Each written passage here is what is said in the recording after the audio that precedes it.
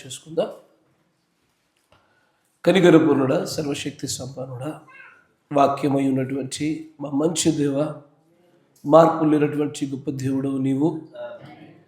నిజముగానే దైవత్వం అంటే ఏమై ఉన్నదో, దేవుడు అనబడిన వాడు ఎలాగుంటాడన్న సంగతిని మానవులుగా మేము చూడలేనటువంటి స్థితిలో ఉండగా, మా కోసం ప్రభువా ఆ దైవత్వ మహిమలను చూపించుటకై, ఆ గుణలక్షణములను ప్రదర్శించుటకై ఈ భూమి మీదకి దిగి వచ్చినటువంటి గొప్ప దేవుడవు నీవు. నీ గుండానే దేవుడును దైవత్వమును ఆయన గుణలక్షణములను గూర్చినటువంటి పరిపూర్ణమైన అవగాహన మానవులకు కలుగుతూ ఉన్నది నాయన. నీలోనే సమస్తము సర్వము మిళితమై ఉండగా నీ గుండానే ప్రభా సమస్తము సాధ్యమనేటువంటి ఆ ప్రత్యక్షతలోనికి ఈ ప్రేమైనటువంటి ప్రజలు వెళ్ళాలని ఆశపడతా ఉన్నావు. ఈ లేఖనములను నువ్వు దాచి ఉంచినటువంటి జీవమును పొందుకున్న కొరకే మమ్మల్ని అందరినీ కూడా నువ్వు ఎన్నుకొని ఉన్నావు నాయన. దయచేసి ఈ కొద్ది లేఖనములలో ప్రభా మాతో కొంతకాలం మీరు మాట్లాడమని, ఈ కొద్ది సమయంలో ప్రభా మేమందరం జీవము పొందుకున్నట్లుగాను, మాకు కావలసినటువంటి ప్రభా ఆహారములు తీసుకొనబడినట్లుగాను, ఏ ఉద్దేశమును బట్టి ఈ యొక్క అంశమును ప్రభా నీ ప్రేమైనటువంటి నీ దాసుని నోట నువ్వు ఉంచుతూ ఉంటున్నావో, నీ ప్రేమైనటువంటి పిల్లలకు కూడా అదే రకమైన ప్రత్యక్షత కంటే మించిన ప్రత్యక్షతలోను ఖచ్చితమైనటువంటి ఫలాలకు ఇది కారణమగినట్లుగా సహాయం దయచేయమని, బోధింపదగిన ఆత్మను గ్రహింపు శక్తిని ఈ స్థలంలో కలిగింప చేయమని ప్రభు అయిన యేసుక్రీస్తు నామములో ప్రార్థన చేయుచున్నాము. ఆమేన్. Praise the lord. దేవుడికి స్తోత్రములు కలుగును గాక. కూడా వచ్చిన మీ అందరికీ కూడా నా హృదయపూర్వక వందనాలు మరి శుభములు తెలియజేస్తా ఉన్నాను. దేవుడు మిమ్మల్ని అందరూ కూడా దీవించును గాక. చాలా సంతోషము. చదవబడినటువంటి లేఖన భాగాన్ని గమనిస్తే హెబ్రీ పత్రిక 10వ అధ్యాయము, ధర్మశాస్త్రము రాబోచున్న మేలుల ఛాయగలదియే కానీ ఆ వస్తువుల నిజస్వరూపము కలది కాదు. గనుక ఆ యాజకులు ఏటేటా ఎడతెగకుండా అర్పించు ఒకటే విధమైన బలులు వాటిని తెచ్చేవారికి ఎన్నడూను సంపూర్ణ సిద్ధి కలుగజేయ నేరం. పలుమార్లు ఈ లేఖనాన్ని మనం చూస్తూనే ఉన్నాము. కానీ ఈ లేఖనాన్ని కొంత నిశితంగా మీరు పరిశీలనగా చేస్తే గనుక రాబోచున్న మేలుల అనగానే వచ్చి ఉన్నది మేలు కాదు, కానీ వచ్చి ఉన్న దానికంటే రాబోవున్నది అధికమైన మేలనియు, ఈ వచ్చుచున్న దానివల్ల కార్యసిద్ధి సాధ్యపడదు, కానీ రాబోచుండే దానివల్ల మాత్రమే కార్యసిద్ధి జరుగుననియు. అంతేకాకుండా ధర్మశాస్త్రంలో ఉన్నటువంటి వేటిని గురించి మాట్లాడుతున్నాడు అంటే ఆయన 1, 2 అనే విషయాలు కాదు. ఈ లేఖనంలో ధర్మశాస్త్రంలో ఉన్న అనేకమైన విషయాలు అన్నింటిని గురించి మాట్లాడుతున్నాడు. వస్తువులను గురించి మాట్లాడుతున్నాడా? అవును. బలులను గురించి మాట్లాడుతున్నాడా? అవును. మనుషులను గురించి మాట్లాడుతున్నాడా? అవును. పద్ధతుల గురించి మాట్లాడుతున్నాడా? అవును. పోలికల గురించి మాట్లాడుతున్నాడా? అవును. 1, 2 అని కాదు. అసలు ధర్మశాస్త్ర గ్రంథంలో ఉన్న సమస్తమును కూడా ఖచ్చితంగా కొత్త నిబంధనలో ఉన్నటువంటి క్రీస్తుని గురించే మాట్లాడాలి. అది వస్తువైనా, వేరే పదార్థమైనా, పద్ధతి అయినా, మనుష్యుడైనా, మనుషుడి యొక్క లక్షణమైనను, ఆ మనుషునికి ఇవ్వబడినటువంటి గమ్యానికి చేరడానికి ఇవ్వబడినటువంటి మిషన్ పని అయినను ప్రతిదీ కూడా క్రీస్తుని చూపించాలి. 1, 2 అని చెప్పడానికి వీళ్ళు. ఎందుకంటే ప్రవక్త గారు ఒక ప్రత్యేకమైన వర్తమానం మాట్లాడుతున్నప్పుడు తను ఒక మాటను చెప్తాడు. ఈ మాట ధర్మశాస్త్ర గ్రంథాన్ని చూడగలుగుతున్న ఆ కోణం అంతా మారిపోయినట్లుగా చేస్తుంది అని అంటాడు. కొటేషన్ మిమ్మల్ని ముందు తీసుకెళ్తారు చూడండి. 55-0522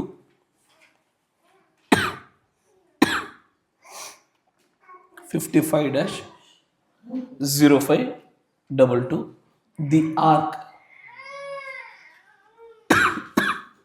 ది ఆర్క్ అనే వర్తమానంలో 45వ పేరాలో ఆయన అంటాడు, and may the lord add his blessings now to the reading of his word. చదవబడిన లేఖనానికి దేవుడు తన ఆశీర్వాదాలను జోడించునుగాక. I want to speak this morning, if God willing, or teach rather. ఈ రోజున ఈ ఉదయం నేను మీతో మాట్లాడాలి, బోధించాలని ఆశపడుతున్నాను. బోధించాలి అన్నదానికంటే ఉపదేశించుట అని అనుకుంటున్నాను. ఫర్ ఎ ఫ్యూ మూమెంట్స్, కొంత సమయం వరకు, ద వర్డ్ అపాన్ దేని మీదనంటే ది ఆర్క్. ది ఆర్క్ అంటే ఏంటిది? ఆర్క్ అంటే ఏంటి అంటే ఆయన అంటాడు, what the arc meant and what the ark four shadowed and the types of the ark అని ఏమంటున్నాడు. ఆర్క్ అంటే ఏంటి అసలు? ఆర్క్ అంటే ఓడ. ఆర్క్ ఆఫ్ ద కవనెంట్ అంటే మందసం. రెండింటికి వ్యత్యాసం అదే. ఆర్క్ అంటే ఓడ, the ark of the covenant అంటే మందసం కింద లెక్కగట్టాలి. కొన్ని చోట్ల ప్రస్తావించడానికి రెండింటిని ఆర్క్ అనే పిలుస్తారు. కానీ సుస్పష్టమైన తేడాలతో చూపాలి అంటే the ark of the covenant అంటే మందసము, ఆర్క్ అంటే ఓడ. ఇక్కడ దేవుడు ప్రవక్త ఏమంటున్నాడంటే, ఇక్కడ ఆర్క్, ఓడ అంటే ఏంటి?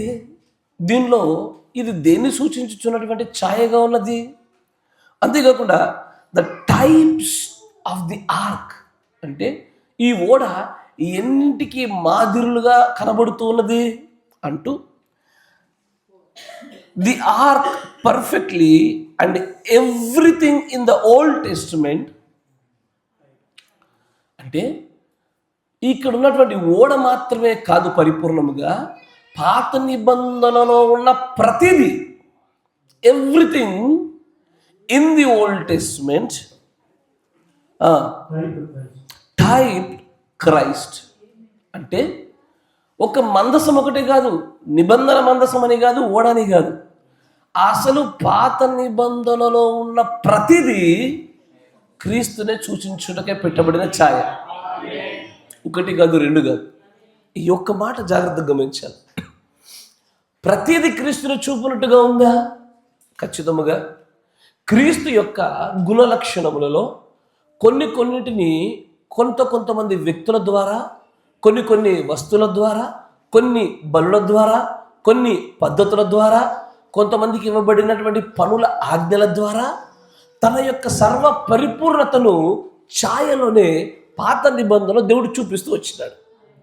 అందుకే ఆర్క్ను గురించి మాట్లాడుతూ దేవుడు ప్రవక్త అంటాడు, నాట్ ఓన్లీ ఆర్క్, ఒక ఓడ మాత్రమే కాదు, everything in the old testament, పాత నిబంధనలో ఉన్న ప్రతిదీ క్రీస్తును చూపిస్తూనే ఉంది. ప్రతిదీ చూపిస్తుందా? అయ్యో, చూడగలిగేటువంటి నేత్రాలు, 7 ఉరుముల ద్వారా తెరవబడినటువంటి కన్నులు కలిగితే పాత నిబంధనల నుండి ప్రతిదీ కూడా క్రీస్తునే చూపించాల. కరెక్టేనా? ఇప్పుడు ఒక మాట మీ ముందు పెడతాను చూడండి. పాత నిబంధనలో ఒక ఆజ్ఞ ఉంటుంది. ఆ ఆజ్ఞ ఏంటంటే, చనిపోయిన వారిని ముట్టుట వలన 7 దినముల అపవిత్రత లభించును. కరెక్టేనా? చనిపోయిన వారిని తాకకూడదు. కరెక్టేనా? తాకితే అతడు సాయంకాలం వరకు ఉండి తర్వాత స్నానం చేసి శుద్ధుడు అవ్వాలి. ఎస్ సార్, కరెక్టేనా? ఇట్లాగే యేసు ప్రభువు తిరిగి లేచిన వెంటనే ఒక మరియ ఆయనను వెంటనే తాకాలని ప్రయత్నం చేస్తుంటే యేసు ప్రభు ఏమంటాడంటే, ముట్టొద్దు అంటాడు. ఆయన దేనికని? ఆయన ఇంకా తండ్రి యొద్దకు కొనిపోబడినటువంటి గడియ వలన ఆయన పునరుద్ధానము, జీవమును తండ్రి యొద్దకు చేరుట తర్వాత అది పరిపూర్ణం అవుతుంది కనుక 7 వరకు ఆయనను ముట్టకూడదు. ఆ 7 దేనికి సాదృశ్యం అంటే 7 సంఘకాలాలకే. కన్నులు తెరవబడినటువంటి 7 ఉరుముల ద్వారా చూడగలిగే నేత్రాలుంటే పాత నిబంధనలు ఇది అదని కాదు, ప్రతిదీ ప్రవక్త గారు చెప్పినట్టుగా everything in the old test type up to the Christ, క్రీస్తును సూచించే ఆజ్ఞగానే కనబడతా ఉంటుంది. ప్రతిదీ కూడా ఇప్పుడు ఈరోజు మనం మరణించిన క్రీస్తుని కాదు ముట్టేది, సజీవుడై తిరిగి లేచిన వాడిని ముట్టాలి. అందుకే కొత్త నిబంధనలు యేసు ప్రభువారు మరణ శిలువ పునరుద్ధానాల తర్వాత 12 చోట్ల కనబడుతున్నప్పుడు ఒక ప్రత్యేకమైన చోట మాత్రము ముట్టాలను ప్రయత్నిస్తున్న ఆ సిస్టర్ని, ఆ సహోదరిని ఏమంటాడంటే, తాకొద్దు, నేను ఇంకా తండ్రి వద్దకు కొనిపోబడలేదు, ముట్టొద్దు అంటాడు. కానీ ఆ తర్వాత వెనువెంటనే తోమా లాంటి వాడు అవిశ్వాసం కలిగి ఉంటే హీలు పెట్టి అంటాడు ఆయన. అంటే అది ఏది ఊరికి చెప్పబడదు. ప్రతిదాని వెనకాల 7 ఉరుముల ప్రత్యక్షత కూడా చూడగలిగితే, ముఖ్యంగా 7th seal చూసినప్పుడు everything in the old testament type to the Jesus Christ. ప్రతిది కూడా క్రీస్తును చూపించినట్లుగానే ప్రతిది రాయబడుతూ వచ్చింది. కానీ అది మేలే, పరిపూర్ణమైన మేలు కాదు. మంచిదే, కానీ సమస్తమును కూడా మంచిగా అనుగ్రహించేది కాదు. దానివల్ల కొద్దిగా విడుదలే, పరిపూర్ణమైన విడుదల కాదు. ఇదంతా కూడా మరింత ఉత్తమమైన మేలును, మరింతటువంటి గొప్పదైన పరిపూర్ణమైన విడుదలను చూపించడానికే పెట్టబడింది తప్ప దానిలో పరిపూర్ణత లేదు. ఆమేన్. అందుకే దేవుడు ప్రవక్త అంటాడు, everything in the old testament type Jesus Christ. ఇది ఎవ్రీథింగ్ అన్నప్పుడు మరి మనము అంశాలు మరి చాలా పెద్దగా కావాలి, ప్రతిదీ కూడా సాగిపోవాలి. Everything in the old testament చూడగలిగితే వన్ ఆఫ్ ద లార్జెస్ట్, చాలా పెద్ద అంశంగా తయారవుతూ ఉంటుంది. ఇప్పటికే మనం ఒక వర్తమానం చూసాం, the God's divine plan to the feeble humans. దేవుడి యొక్క దైవిక ప్రణాళిక బలహీనమైన మానవుల గుండా. బలహీనమైన మానవులు, వారిలో బలహీనతలు ఉన్నాయి, పొరపాట్లు ఉన్నాయి.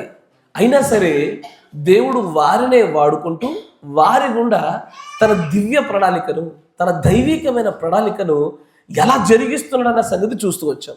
దాంట్లో మొదటిగా మనం చూసింది సంసోన్ని. ఎవరు కూడా సంసోన్ యొక్క జీవితము క్రీస్తు జీవితాన్ని చూపించినట్లుగా ఉంటుందని ఎప్పుడు అనుకోలేరు. అసలు ఏ కోణం కూడా కనబడదు, పరిపూర్ణమైన అవిధేయతలానే కనబడుతూ ఉన్నట్టుగా ఉంటుంది. కానీ దేవుడు ప్రవక్త మాట అంటాడు, the servant of God can never make a mistake. దేవుడి యొక్క సేవకుడు ఎన్నడూ కూడా పొరపాటు చేయడు. అది దేవుడు అక్కడ తన ప్రణాళిక నెరవేర్పు జరిగించుట విషయమై కావాలనే ఆ ఆత్మన సేవకుడు మీద ఉంచుతాడు. ఆమేన్. చూసే ప్రజలకు తప్పుగా కనబడుతూ ఉంటుంది. అదే కోణం కూడా సంసోన్ని చూశారు. కానీ సంసోని జీవితం అంతా కూడా పరిపూర్ణంగా క్రీస్తు జీవితమే.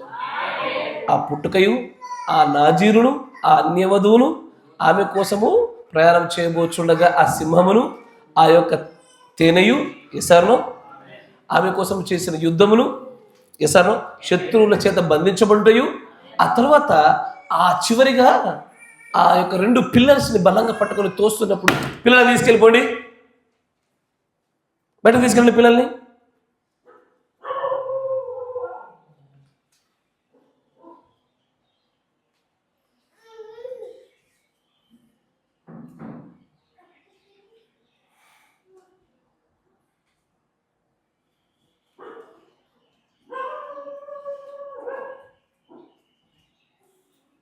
Praise the Lord. ఎక్కడెక్కడి నుంచో ప్రయాణం చేసి వచ్చారు వాక్యం విందామని. అన్ని పనులన్నీ పోగొట్టుకుని వచ్చాం వాక్యం విందామని. జీవనోపాధులు వదులుకొని మరి వచ్చాం వాక్యం విందామని. దేనికి ఇంత సమర్పణ చేస్తానమో, చిన్నపిల్లల స్వరాలతో ఎందుకు డిస్టర్బ్ చేయాలి 10 మందిని? తెలుసు, నాకు కూడా పిల్లలు ఉన్నారు, నా పిల్లలు అల్లరి చేస్తారు. కానీ నా పిల్లడి యొక్క అల్లరి నేను మిగతా వాళ్ళకి వృద్ధంగా, వాడు అల్లరి చేస్తున్నాడా, కొద్దిసేపు చూస్తాము అని ఓదార్చడానికి. ఓదార్చబడకపోతే తీసుకెళ్ళిపోవాలి బయటికి. అరే నా వల్ల మళ్ళీ మిగతా వాళ్ళకి ఎందుకు ఇబ్బంది అన్న ఆలోచన మనలో ఉండాలి కదా. ఇది 100 మార్లు రిపీట్ అవుతుంది. ఇక్కడ పరిశుద్ధాత్మ నడిపింపులో ఒక ఫ్లోలో వెళ్తున్నటువంటి వర్తమానం మొత్తాన్ని ఇంకో తిప్పేసుకుంటాం మనమే. పిల్లలు అలా అల్లరి చేస్తారు, తప్పిదం ఏమి లేదు, పొరపాటు కాదు అది. ఎక్కడ పొరపాటు అంటే వాళ్ళ అల్లరి మిగతా వారి యొక్క వినికిడికి లోపముగా ఉన్నప్పుడు, ఇబ్బందికరంగా ఉన్నప్పుడు తీసుకోపోకపోవడమే ఇబ్బంది. చూడండి, జాగ్రత్తగా గమనించండి. ఎవరి పిల్లలైనా, నా పిల్లలైనా, మీ పిల్లలు, ఎవరి పిల్లలు అంతే. పక్క వాళ్ళకి ఇబ్బంది కలుగుతుందా, వెంటనే తీసుకెళ్ళిపోవడం క్షేమం. Praise the lord. దేవుడికి స్తోత్రం కలుగును గాక. సంసోని జీవితంలో కూడా ఎలాగ బలహీనతలు ఉన్నాయో, అయినను అతడు కూడా క్రీస్తుకు సారూప్యతలో ఛాయల్లో మాదిరిగానే పెట్టబడ్డవాడు. మోషే అలాగే పెట్టబడ్డవాడే, ఇంకా నోవాహు అలాగే పెట్టబడ్డవాడే. నోవాహు అయితే మరింత విచిత్రంగా కనబడుతూ ఉంటుంది. ఎవరు కూడా ఊహించరు. నోవాహు యొక్క ఆ ఒక చిన్న ఉపమానం ఒకటే కదా. ఏది, అతడు చేప కడుపులో ఎలాగ ఉంటాడో, క్షమించాలి, యోన ఒక్కడు చేప కడుపులో ఎలాగ 3 దినాలు ఉంటాడో, ఆ ఒక్క ఉపమానం తప్ప మిగిలిన వాటిలో వేటిలో కూడా క్రీస్తుకు సాదృశ్యంగా కనబడినట్లుగా ఏది కనబడదు అక్కడ. అయినా కూడా అదియును దేవుడి చిత్త ప్రకారంగా జరిగిందని అంటాడు. అట్లాగూ దేవుడు బలహీనమైన మానవులను, అపరిపూర్ణమైనటువంటి వస్తువులను, సంపూర్ణ కార్యసిద్ధి కలిగించేయాలనేటువంటి బలులను, పూర్తిగా మేలును అని చెప్పడానికి వీల్లేనటువంటి కార్యాలను తాను ఛాయలుగా వాడుకొని తనను చూపించే విధంగానే ముందుగానే ప్రవేశపెట్టాడు ఆయన. దీన్ని ప్రవక్త అంటాడు, not only the ark, everything in the old testament is a type to the Christ. ప్రతిదీ అన్న దాంట్లో మీరు ఇప్పుడు చదివిన లేఖనం చూస్తే, హెబ్రీ పత్రిక 10వ అధ్యాయం చూస్తే కూడా వస్తువులు, బలులు, యాజకులు, కార్యాలు, ఒకటా రెండా, ప్రతిదీ కూడా ఆయనను చూపించడానికి పెట్టబడ్డది. ఎసారో ఆ ఎత్తబడినటువంటి ఇతడి సర్పం అవ్వచ్చు, ఆ బండలోంచి వచ్చే నీరు అవ్వచ్చు. ఎసారో ఇది ఏదని చెప్పడం లేదు, అన్నింటిలో క్రీస్తే కనబడుతున్నాడు ఆయన. దీనినే దేవుడు తన ప్రవక్త ద్వారా చూపించాలనుకున్నాడు ఆయన. అయితే ఈ రోజున నేను మీకు తెలిసినవి కాకుండా కొంత తెలియనటువంటివి, కొత్తగా ఉండేటువంటివి, మీరు ఇంకా చూడడానికి పెండింగ్లో ఉన్నటువంటి కొన్ని విషయాల గుండా క్రీస్తుని చూపించాలి. ఎందుకంటే అయ్యో పాత నిబంధన నుంచి క్రీస్తుని చూపించడమే కదా అనిపిస్తూ ఉంటుంది. పర్వాలేదు, దీనిలో తెలిసినవి రావాలి, తెలియని రావాలి, రెండు రావాలిగా. ఇప్పుడు కొత్తగా క్రీస్తులోకి వచ్చిన వారు కూడా బలపరచబడాలి, తెలియని వారు తెలుసుకోవాలి, పిల్లలు కూడా ఎదగాలి. కానీ ప్రాముఖ్యమైన కొన్ని ఆసక్తికరమైన సంగతులు కనబడుతూ ఉంటాయి. వీటన్నిటిని మనం గమనించే ప్రయత్నం చేద్దాం.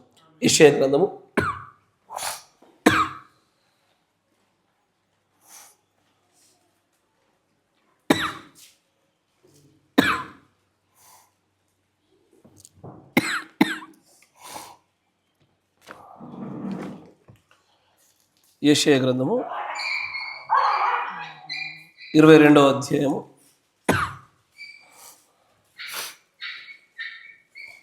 15వ వచనం చూద్దాం. యెషయా గ్రంథము 22వ అధ్యాయం 15వ వచనం. ప్రభువును సైన్యములకు అధిపతియునగు యెహోవా ఇలాగు సెలవిచ్చుచున్నాడు. ఇక్కడ చూడండి, గృహ నిర్వాహకుడు అంటే యజమానుడని మాత్రం కాదు. దానికి అసలైన పదం ఏంటంటే గృహంలో జరిగే ప్రతి కార్యకలాపాల్ని నియంత్రించేవాడు, వాటి కొనసాగింపులను ఆపగలిగేవాడు, ముందుకు కొనసాగించేవాడు. గృహ నిర్వాహకుడు కదా. అయితే ఎవరట గృహ నిర్వాహకుడు? షెబ్నా అనే ఒక వ్యక్తి ఉన్నాడు ఇక్కడ, కరెక్టేనా? ఇది హిజ్కియా యొక్క కాలం గురించి మాట్లాడుతూ, ఈ కాలంలో గృహ నిర్వాహకత్వాన్ని నడిపించుతున్నటువంటి షెబ్నా అనే ఒక వ్యక్తి ఉండగా, ఈ వ్యక్తి దగ్గరికి ఆయన అంటాడు, ఇదిగోండి ఈ వ్యక్తి దగ్గరికి ఈ విచారణకర్త యొద్దకు పోయి అతనితో ఇట్లను, ఇతడు విచారణకర్త, గృహ నిర్వాహకుడు. ఇప్పుడు అక్కడికి వెళ్ళి ఏమనాలి? ఇక్కడ నీకేం పని? అసలు నీకు ఇక్కడ ఎవరున్నారు? నువ్వు ఇక్కడే చచ్చిపోయి ఇక్కడే పాతి పెట్టబడతావు అనుకుంటున్నావా? ఎందుకని నువ్వు నీ సమాధిని ఇక్కడ తొలిపించుకునేలా? ఎత్తైన స్థలమున సమాధిని తొలిపించుకొనుచున్నాడు. శిలలో తన నివాసము అంటే ఇతడు ఎవరు? గృహ నిర్వాహకుడు, విచారణకర్త. ఇతడు ఎత్తైన స్థలాల్లో సమాధిని తొలిపించుకున్నాడు. దేనికి ఎత్తైన స్థలాల్లో? ఎత్తైన స్థలంలో సమాధిని తొలిపించుకుంటారయ్యా. ఇప్పుడు ఈ కాలంలో స్టోరీ వేరే ఉంటుంది. ఎట్లుంటో తెలుసా? ఈ కాలంలో చనిపోతే గోరీలు కట్టనివ్వరు, అంటే దాన్ని సమాధుల పైన కట్టనివ్వరు. కడితే ఊకే పదే గుర్తొస్తారని. ఇప్పుడు పదే గుర్తు రాకుండా ఉండడం కూడా కార్యాలు జరిగితే పాత నిబంధనలు గుర్తు తెచ్చుకోవడానికి కార్యాలు జరిగేవి. మీరు వింటున్నారా? కావాలని గుర్తు తెచ్చుకోవడానికే రాళ్ళు నిలబెట్టేవాళ్ళు, కావాలని గుర్తు తెప్పించుకోవడానికే సమాధులు తొలిపించుకునేవాళ్ళు. అప్పుడు కావాలనే అంటే వాళ్ళు చేసినటువంటి కార్యాలు, వారి భక్తి, వారి దేవుడు వాడుకున్న విధానము గుర్తుకు రావాలని కోరుకుని పరితపించే కాలం అయితే ఇప్పుడు మారిపోయింది. ఇప్పుడు ఏంటంటే ఇప్పుడు పెడితేమా అబ్బో ఊకే పొద్దుసమానం గుర్తొచ్చి ఏడుస్తారంటారు.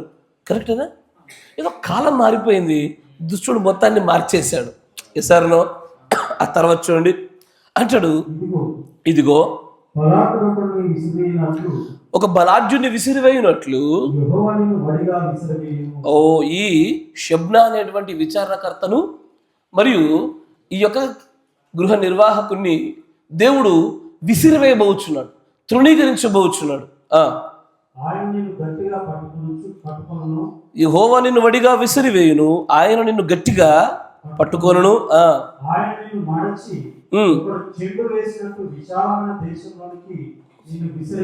పూర్తిగా అతన్ని వేరే దేశంలోనికి అన్యుడిగా విసిరివేస్తాను, ఇక నీకు అసలు ఈ దేశంతో సంబంధం లేకుండా పడవేస్తాను అని షబ్నా అనేటువంటి విచారణకర్త గృహ నిర్వాహకుడితో చెప్తా ఉన్నాడు. అయితే ఈ షబ్నాలో ఏదో పొరపాటు ఉంది, ఈ షబ్నాలో ఏదో పొరపాటు ఉంది. తన యజమానునికి ఇతడు అన్ఫెయిత్ఫుల్ సర్వెంట్, అంటే విశ్వాసకరమైనటువంటి సేవకుడిగా తన యజమానుల ఇంటికి ఈ షబ్నా లేడు. ఇతడు తన యజమానుడికి అవమానాన్ని తెచ్చినవాడు. తర్వాత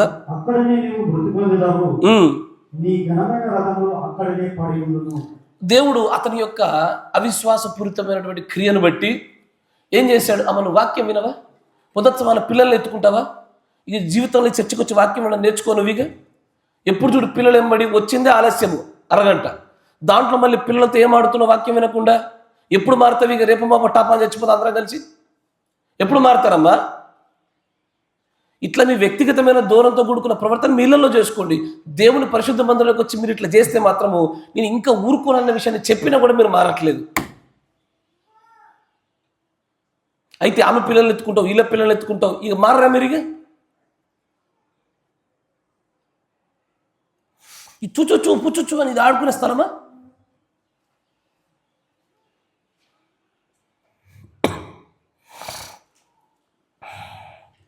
మరొక తప్పిదం చేయబాకండి అమ్మ, నేను మళ్ళీ మోకరించి ప్రార్థన చేసుకోమని చెప్పాల్సి వస్తుంది. ఇక మీరు దేవుడి మందిరంలో ఒక గంట సేపు ఓపికగా మీరు దేవుడి పైన మీ మనసు నిలపలేకపోతుంటే ఆశ్చర్యాన్ని కలిగింపజేస్తుంది ఇది. అలాంటప్పుడు రాకండమ్మా, మీరు నిజంగా వాక్యం శ్రద్ధగా వింటాను అని దేవుడి యొక్క భయభక్తులు కలిగి ఉంటాను అనుకున్నప్పుడే రావాలి. ఇక్కడికి వచ్చి మళ్ళీ పిల్లలతో ఆడుకోవడాలు, బయటకు తిరగడాలు ఇవన్నీ చేయకూడదు. ఇక్కడ సో పరిశుద్ధ మందిరం అని దీన్ని గౌరవించలేకపోవడం ఏంటది? కొద్దిగా జాగ్రత్తగా ప్రవర్తించండి ప్లీజ్ అని అంటాడు. నీ ఘనమైన రథములు అక్కడనే పడి ఉండును, నీ స్థితి నుండి యెహోవానగు నేను నిన్ను తొలగించదను, నీ ఉద్యోగము నుండి ఆయన నిన్ను త్రోసివేయను. అంటే ఈ షబ్నా అనే ఒక వ్యక్తి, ఇతని గురించి ఎక్కువైన సమాచారం మీకు పెద్దగా కనబడదు. కానీ హిజ్కియా కాలంలో ఆ యొక్క యజమానుడి కింద పనిచేసినటువంటి షబ్నా అనే పేరు గల వ్యక్తి విచారణకర్తగాను గృహ నిర్వాహకుడుగాను ఉన్నప్పుడు తన యజమానుడికి సరైన రీతిలో పనిచేయక అవమానకరంగా ఉండినందున యెహోవా అతని పట్ల కోపమును రేపబడి అతనికి స్వరాన్ని పంపించి అతని దగ్గరికి వెళ్ళి ఇలాగూ చెప్పండి, ఏమని? నీ స్థలంలో నుంచి నుండి తీసివేస్తా, నీ ఉద్యోగాన్ని మరొకడికి ఇచ్చేస్తా, అంతేకాకుండా నేను వేరే స్థలంలోకి తొలివేస్తా, ఇక్కడ నువ్వు సమాధులు తొలగించుకోలేలా, నీ ఘనమైన రథములను కూడా నీతో పాటే పంపించేస్తా, ఇక్కడ నువ్వు ఉండవు అని అతన్ని తీసివేస్తా ఉన్నాడు. సార్ దీని వెనకాల కొంత బ్యాక్గ్రౌండ్ని మరొక చోట గమనించి ప్రయత్నం చేద్దాం. 2వ రాజుల గ్రంథము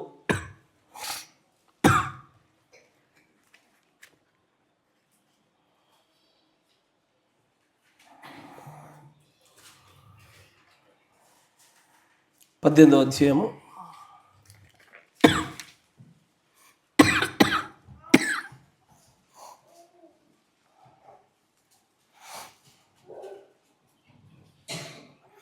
13వ వచనం చదివితే మీకు కొంత దీని వెనకాల ఉన్న బ్యాక్గ్రౌండ్ అంతా అర్థమవుతున్నట్లుగా మీరు గ్రహించగలుగుతారు. 2వ రాజులు 18:13 వచనం. రాజైన హిజ్కియా ఏలుబడిలో 14వ సంవత్సరమునందు అష్షూరు రాజైన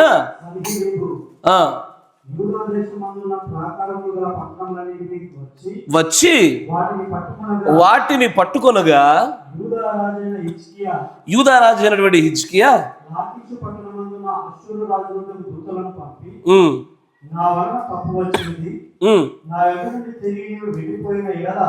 నా మీద నీవు మోపిన దానిని నేను భరించునని వర్తమానం చేయగా అశ్షూరు రాజు యూదా రాజైన హిజ్కియాకు 600 మణుల వెండియు 60 మణుల బంగారము జుల్మానాగా నియమించు. అంటే ఈ అశ్షూరు రాజైన హిజ్కియా మీద యుద్ధానికి వస్తున్నాడు. ఇప్పుడు హిజ్కియా అంటాడు, నన్ను వదిలే, నా పైన నువ్వు మోపిన దాన్ని నేను క్షమించేస్తా, మర్చిపోతా. ఇప్పుడు దాని మధ్యలో సంధిని గురించి యుద్ధం వద్దు అని చెప్పడానికి హిజ్కియా ప్రయత్నం చేస్తే, అప్పుడు దీనికి ప్రతిగా అశ్షూరు రాజు ఏమంటాడంటే, సరే నువ్వు నాకు జుల్మానాగా ఫైన్గా చెల్లించాల్సిన చెల్లించు, నాకు ఫైన్ కడితేవా వదిలేస్తా. ఇది రాజ్య పడుతుంది. యుద్ధము బాగా తీవ్రతరం కాకుండా ఒకరొకరు సమాధాన పడేటువంటి గడి వచ్చేస్తా ఉంది. ఆ సంభాషణ జరుగుతుండగా చూడండి. కావున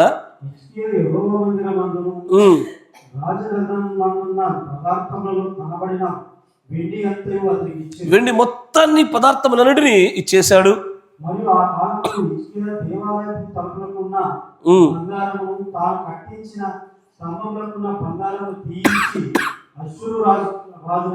ఇంకా దేన్ని నేను ఇచ్చాడు?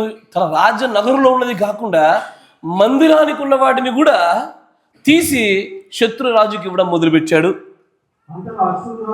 అంతటా అశ్షూరు రాజు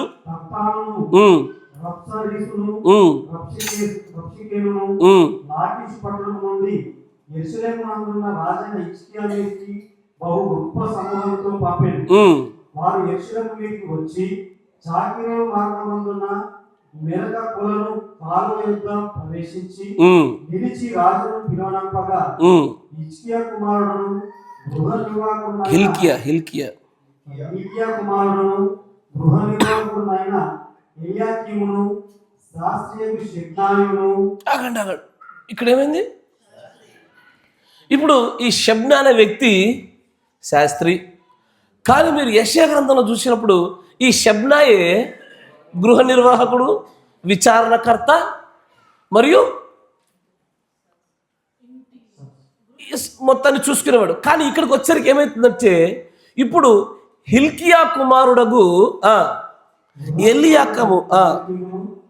ఎల్యాకీము అనే వ్యక్తిని దేవుడు ఏం చేశాడు? గృహ నిర్వాహకుడిగా అతడి ఉద్యోగాలను తీసివేసి ఈ ఎల్యాకీమునకు ఉద్యోగాలు ఇచ్చేశాడు. షెబ్నాకు బదులుగా ఎల్యాకీము అనే వ్యక్తి గృహ నిర్వాహకుడు అయ్యాడు, విచారణకర్త అయ్యాడు. తర్వాత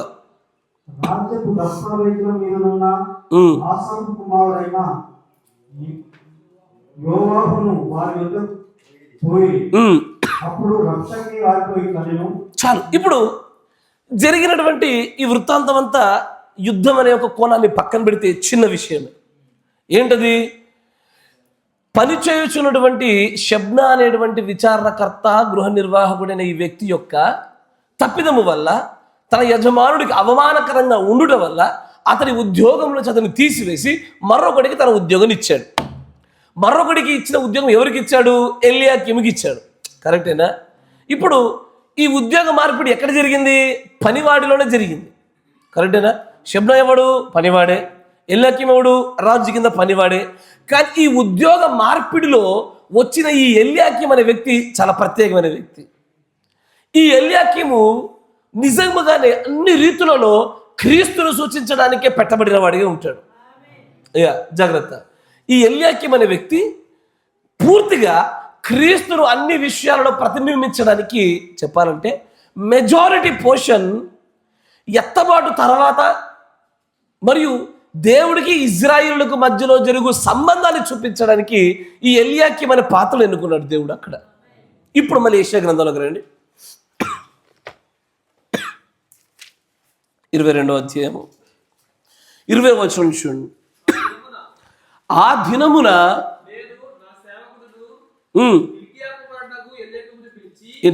ఆ దినమున అంటే ఇప్పుడు ఉద్యోగమును తీసివేసి షెబ్నాకు బదులుగా ఎల్యాకీమునికి ఇస్తానని చెప్పినప్పుడు ఆ దినమున ఒక ప్రత్యేక దినాన్ని గురించి మాట్లాడుతున్నట్టుగా కనబడుతుంది. ఇప్పుడు ఈ 20వ వచనంలో చూస్తున్నటువంటి రచన అంతా ఎలా ఉంటుందంటే, భూమి మీద జరుగుతున్నటువంటి ఉద్యోగ మార్పిడి గురించి ఉన్నట్టుగా ఉండదు. ఇక్కడ షెబ్నా వ్యక్తిని తీసివేసి అతడి స్థానంలో ఎల్యాకీమును పెడుతున్నట్టుగా ఉండదు. ఇక్కడ ఎలా ఉంటుందంటే, దేవుడు ఎదురుగా పెట్టుకున్నటువంటి ఎల్యాకీమును దృష్టిలో పెట్టుకొని జరగలేని భవిష్యత్ సంగతుల గురించి మాట్లాడుతున్నాడుగా చెప్తాడు ఆయన. లేఖనాలు చదువుతూ చూడండి, మీకు అర్థమవుతా ఉంటుంది. ఆయన అంటాడు, ఆ దినమున నేను నా సేవకుడును హిల్కీయా కుమారుడునగు ఎల్యాకీమును పిలిచి అతనికి నీ చొక్కాయిని తొడిగించి నీ నడికట్టు చేత అతని బలపరిచి నీ అధికారమును అతనికి ఇచ్చెదను. అతడు యెరూషలేము నివాసులకును యూదా వంశస్థులకును తండ్రి అగురా. ఓకే, ఇంకొంచెం ముందు చదవండి. నేను దావీదు ఇంటి తాలపు అధికార భారమును అతడి భుజం మీద ఉంచెదను. ఆహా, రాజు మీదనా? ఎల్యాకీము మీదనా? ఎల్యాకీము మీద. అతడు తీయగా ఎవడు మూయజాలడు, అతడు మూయగా ఎవడు తీయజాలడు. ఎక్కడ తగులుతుంది అనుకుంటా? ఎగ్జాక్ట్లీ. దిట్టమైన చోట మేకు కొట్టినట్లు నేను అతనిని స్థిరపరచెదను. అతడు తన పితరుల కుటుంబమునకును మాన్యత గల సింహాసనములను. పనివాడికి సింహాసనం ఇచ్చయ్యా ఇస్తాను. తర్వాత గిన్నె వంటి పాత్రలను, బుడ్ల వంటి సమస్తమైన చిన్న చెంబులను, అనగా అతని పితరుల సంతాన సంబంధులకు పిల్ల జల్లలందరినీ అతడి మీద వ్రేలాడించెదరు. పనివాడిలోనా? చూస్తుంటే ఎల్యాకీం లాగా కనబడుతూ ఉంటుంది ముంగట, కానీ ఆయన ఎల్యాకీం గురించి మాట్లాడతలేడు, ఆయన మరొకరి గురించి మాట్లాడుతున్నాడు. ఆయన తర్వాత అంటాడు, సైన్యములకు అధిపతి యెహోవా ఇలాగూ సెలవిచ్చుచున్నాడు, ఆ దినమున దిట్టమైన చోట స్థిరపరచబడిన ఆ మేకు ఊడదీయబడి తెగవేయబడి పడును. ఏది? మేక. మేకే, మేకలే రావాలిడా. తర్వాత దాని మీద ఉన్న భారము నాశనమగు ఇలాగు జరుగునని యెహోవా సెలవిచ్చుచున్నాడు. చిన్న వ్యక్తి హిజ్కియా అనేటువంటి రాజు యొక్క చరిత్రే చాలా చిన్నది మిగిలిన రాజులతో పోలిస్తే.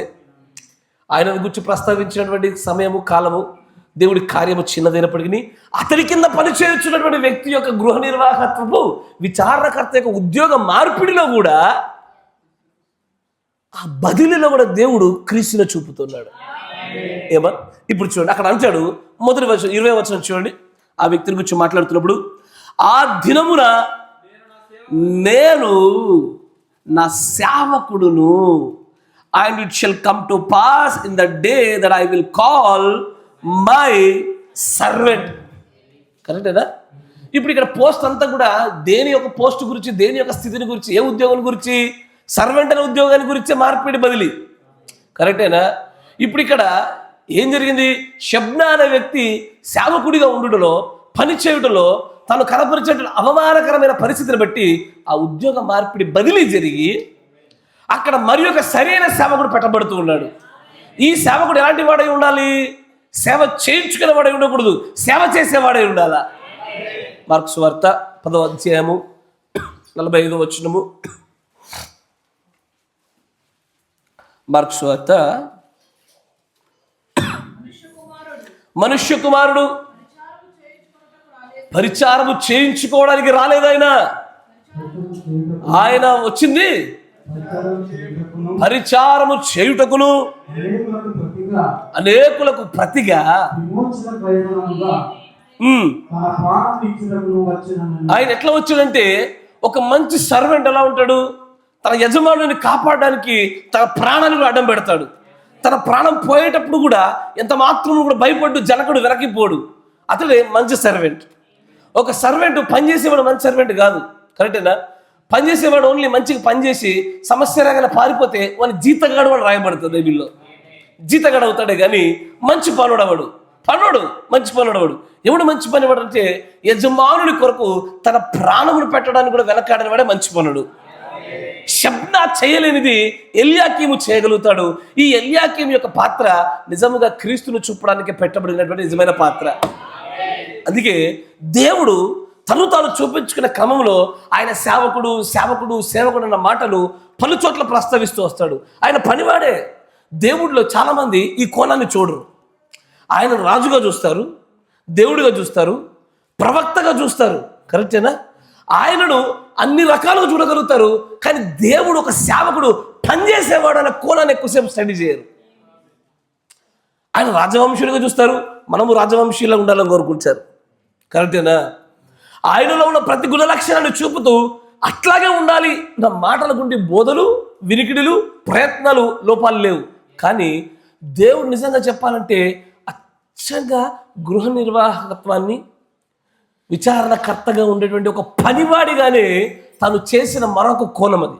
ఆయన ఎలాగో ప్రవక్త అయి ఉన్నాడో ఆయన అలాగే ఒక సర్వెంట్ అయి ఉన్నాడు. అందుకే ఆయన మంచి పనుడు కాబట్టి ఎక్కడ చూసినా ఇదే మాట, తండ్రి నీ చిత్తం లేకుండా నేనేం చెయ్యా, తండ్రి అనుగ్రహించేది నేను ఏమి చేయలేను, ఆయన చెప్పిందే చేస్తానంటాడు. అంటే దాని అర్థం ఏంటి?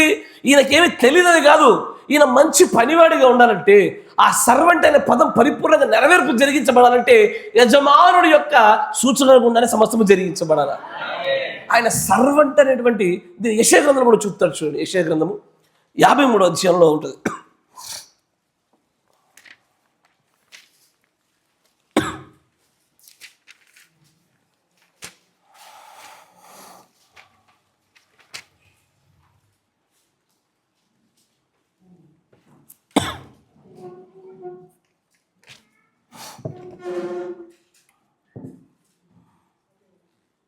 ఈ 53వ అధ్యాయం అంతా ఎవరి గురించి? క్రీస్తుని గురించే. ఆమెన్ అంటాడు. చూడండి, లేత మొక్క వలెను ఎండిన, 2వ వచనం, భూమిలో మొలచిన మొక్క వలెను ఆయన ఎదుట అతడు పెరిగెను, అతనికి స్వరూపమైనను సొగసైనను లేదు, మనం అతన్ని చూచి ఆపేక్షించినట్లుగా అతని యందు స్వరూపము లేదు. అతడు తృణీకరింపబడిన వాడును, ఆయను మనుష్యుల వలన విసర్జింపబడిన వాడును, వ్యసన క్రాంతుడిగాను, వ్యాధులు అనుభవించిన వాడుగాను, మనుష్యులు చూడనొల్లని వాడిగాను ఉండెను. అతడు తృణీకరింపబడిన వాడు గనుక మనము అతన్ని ఎన్నిక చేయకపోతిమి. నిశ్చయముగా అతడు మన రోగములను భరించెను, మన వ్యసనమును వహించెను. ఆయనను మొత్తబడిన వాడుగానే దేవుని వలన బాధింపబడిన వానిగాను, శ్రమనొందిన వానిగాను మనం అతన్ని ఎంచుతుమి. మన అతిక్రమ క్రియలను బట్టి అతడు గాయపరచబడిను, మన దోషములను బట్టి నలగొట్టబడిను, మన సమాధానార్థమైన శిక్ష అతని మీద పడిను. అతడు పొందిన దెబ్బల చేత మనకు స్వస్థత కలుగుచున్నది. అట్లాగే 11వ వచనం చూడండి, అతడు తనకు కలిగిన వేదనను చూచి తృప్తి నొందును. నీతిమంతుడైన నా సేవకుడు, మై సర్వెంట్, జనుల దోషములను భరించి తనకున్న అనుభవ జ్ఞానము చేత అనేకులను నిర్దోషులుగా చేస్తాడు. కావున గొప్పవారితో నేను అతని పాలు పంచి పెట్టదను, ఘనులతో కలిసి అతడు కొల్ల సొమ్ము విభాగించుకొను.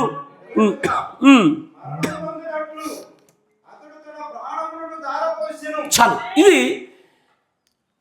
ఇప్పటికి అసలు చేసిన విషయం ఏంటంటే, యేసు ప్రభువు కొన్ని పరిచర్యలు చేశారు. కరెక్టేనా? 1 మనుష్య కుమారుడి పరిచర్య, 2 దేవుడి కుమారుడి పరిచర్య, 3 ప్రవక్త పరిచర్య. అంతేనా? ఎన్ని పరిచర్యలు చేశాడు ఆయన? 3. మనుష్య కుమారుడు పరిచర్య, దేవుని కుమారుడు పరిచర్య, ప్రవక్త పరిచర్య. ఈ ప్రవక్త పరిచర్యని ఒక్క పరిచర్యను అంగీకరించిన వాడు ముస్లిం అయ్యాడు. మీరు అంగీకరిస్తున్నారా? గ్రహించగలుగుతున్నారా? ఈయన చేసిన పనులలో ప్రాముఖ్యమైన పరిచర్యల్లో ఈ 3 ఒకదాన్ని గ్రహించిన వాడు ముస్లిం అయ్యాడు. అందుకే ముస్లిం సహోదరులు అడిగితే యేసు ప్రవక్త అంటాడు కానీ దేవుడు అని ఒప్పుకోడు వాడు. అంటే వాడు యేసుకుండా జరిగిన ప్రవక్త పరిచర్య నమ్మాడు, అంగీకరించాడు, పూర్తిగా దాన్ని అంగీకరిస్తూ దాన్ని ముందుకు సాగిపోతా ఉన్నాడు. కానీ దేవుడి కుమారుడు పరిచర్య, మనుష్య కుమారుడు పరిచర్య, ఈ రెంటిని గుర్తుపట్టడానికి వాళ్ళ ఆలోచనలు దాటి వెళ్ళిపోయాయి. ఎట్లా దాటి వెళ్ళిపోయాయంటే, ఈ రెండింటిలో కూడా సేవకుడు అనే పరిచర్య కామన్గా ఉండడం వల్ల దీన్ని పట్టుకోవడం వారి హృదయాలకు సరిపోలేదు. మంచిగా ఉంచాలా. చాలామంది ఈ సేవకుడి పరిచర్య గురించి గట్టిగా పట్టుకోలేకే మనం సేవకులు కాలేక అధికారులం అవ్వాలని కోరుకుంటున్నాం. మన ఇళ్లలో, సమూహాల్లో, సంఘాల్లో మనం ఉన్నతమైన స్థానంలో ఉండాలని కోరుకోవడం గల కారణం కూడా అదే. ఇప్పుడు ప్రవక్త పరిచర్య అనగానే ప్రవక్త పరిచర్య గ్రహించగలిగారు, కానీ దేవుడి పరిచర్య, దేవుడి కుమారుడు పరిచర్య, మనుష్య కుమారుడు పరిచర్య, ఈ రెండింటిలో ఏది జరగనై ఉన్నదంటే ఆయన దేవుడి సేవకుడి పరిచర్య చేయుటయే దేవుడి కుమారుడి పరిచర్య ఉన్నది. ఇప్పుడు సేవకుడిగా వచ్చుచున్నవాడు ఖచ్చితంగా వ్యసనక్రాంతుడిగాను, దుఃఖక్రాంతుడిగా కనబడాలా, మన పాపము మోసుకొని పోవడం కొరకే ఆయన బాధించబడాలా. కరెక్టేనా? వాళ్ళు అరే దేవుడైతే మొత్తం హీరో లెక్క డిషు యుద్ధాలు చేయాలనే, దేవుడి కుమారుడు తిట్టడాల కొండలన్నీ పెగిలిపోవాలనే, ఇట్లా శిలువ మీద చచ్చిపోవడం ఏంది? అసలు దేవుడి కుమారుడు పరిచర్య, క్రీస్తు పరిచర్య అంటే ఆ మనిషికి మాట పరిచర్య అంటేనే సేవకుని పరిచర్య. ఏ సేవకుని పరిచర్య? యజమానుడిగా తండ్రి ఇదిగో వెళ్ళి సమస్త జనుల యొక్క పాపమును, అనేకుల పాపముని అనుభవ జ్ఞానం తీసివేయడానికి నేను పంపుచున్నాను అని చెప్పి పంపిన ఆ ఆజ్ఞ నడిపింపులో తాను కనిపరిచిన ఒబీడియన్స్, ఆ విధేయతే సేవకుని పరిచర్య. అందుకే కొత్త నిబంధనలోనైనా సరే ఇదే విషయం ప్రస్తావిస్తారు. పాత నిబంధనలో కూడా చాలా చోట్ల నేను పంపుచున్న నా సేవకుడు, ఆ సేవకుడు నేనే, నా సేవకుడు మీకోసం రక్షించిపోతాడు. అందుకు యెషయా గ్రంథం 42వ అధ్యాయంలో కూడా చూడండి, పొరపాటు కాకపోతే 43వ అధ్యాయం 10వ వచనం, 4వ అధ్యాయం 10వ వచనం, క్షమించండి 43:10, కొంచెం వేగవంతంగా. మీరు తెలుసుకొని నన్ను నమ్మి, మీరు వింటున్నారా? నేను ఎవరినైతే పంపుచున్నానో ఆయన వేరేవాడు కాదు. చాలామంది త్రిత్వాన్ని గురించి మాట్లాడేవాడు కానీ, లేకపోతే యెహోవా సాక్షులు కానీ, యేసు వేరు యెహోవా వేరు అని చెప్పుచున్నవాడు కానీ ఈ లేఖనాన్ని దగ్గర నోరు మూసేస్తారు. అని అంటాడు, మీరు తెలుసుకొని గ్రహించినట్లు మీరును నేను ఏర్పరచుకుని నా సేవకుడును నాకు సాక్షులు, మరియు నేనే ఆయనను. ఎస్ఆర్లో ఆయన నేను ఒకటే. మీకు వేరే వేరే కనబడుతుంది కానీ ఆయన పాత నిబంధనలో చెప్తాడు, నేనే ఆయనను, ఐయామ్ హీ, నేను పంపుచున్న నా సేవకుడు నేనే. కానీ మీ కంటికి అది కనబడతలా, వేరువేరుగా చూస్తూ ఉన్నారు ఆయన. కానీ దేవుని యొక్క సేవకుని పరిచర్య చూడగలిగినప్పుడు కన్నులు తెరవబడతాయి. దీన్ని పాత నిబంధనల లేఖనాల నెరవేర్పులో అపోస్తులు ఎలవేళ చూపుతూ వస్తూనే ఉన్నారు. అపోస్తుల కార్యం 3వ అధ్యాయం 13వ వచనం.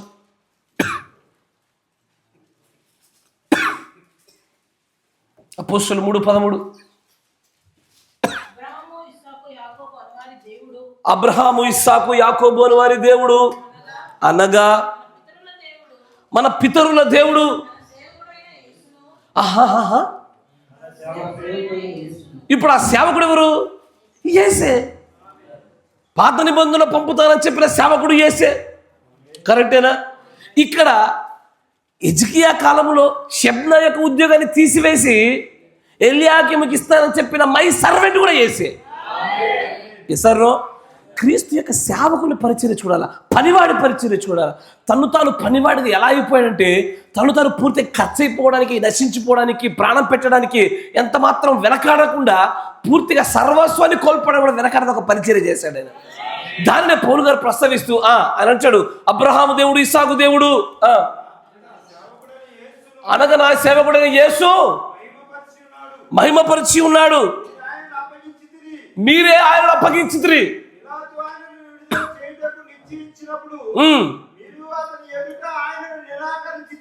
ఎవరిని గురించి? సేవకుని గురించే. ఈ సేవకుడు అందుకే అంటాడు మై సర్వెంట్ అన్న చోట అద్భుతమైనటువంటి క్రీస్తు పరిచర్య కనబడతా ఉంటుంది. దాంట్లో 26వ వచనం చూడండి, అదే అధ్యాయంలో 20. దేవుడు తన సేవకుని గుర్తించి పుట్టించి ఏ సేవకుడి గురించి మాట్లాడుతున్నాడు? ఎక్కడైతే యెషయా గ్రంథములో మరొకడికి ఉద్యోగాన్ని ఇస్తానని ఎల్యాకీమును ఛాయగా పెట్టిన ఆ సేవకుడిలోంచి 53వ అధ్యాయము 43వ అధ్యాయంలో మాట్లాడిన అతని నా సేవకుడు చెప్పబడుతున్న ఆ సేవకుని పుట్టించాడా? అదే సేవకుడు పుట్టించబడ్డాడు. అంటాడు పుట్టించి ప్రతి వాణిని వాని దుష్టత్వం నుంచి మళ్లించుట వలన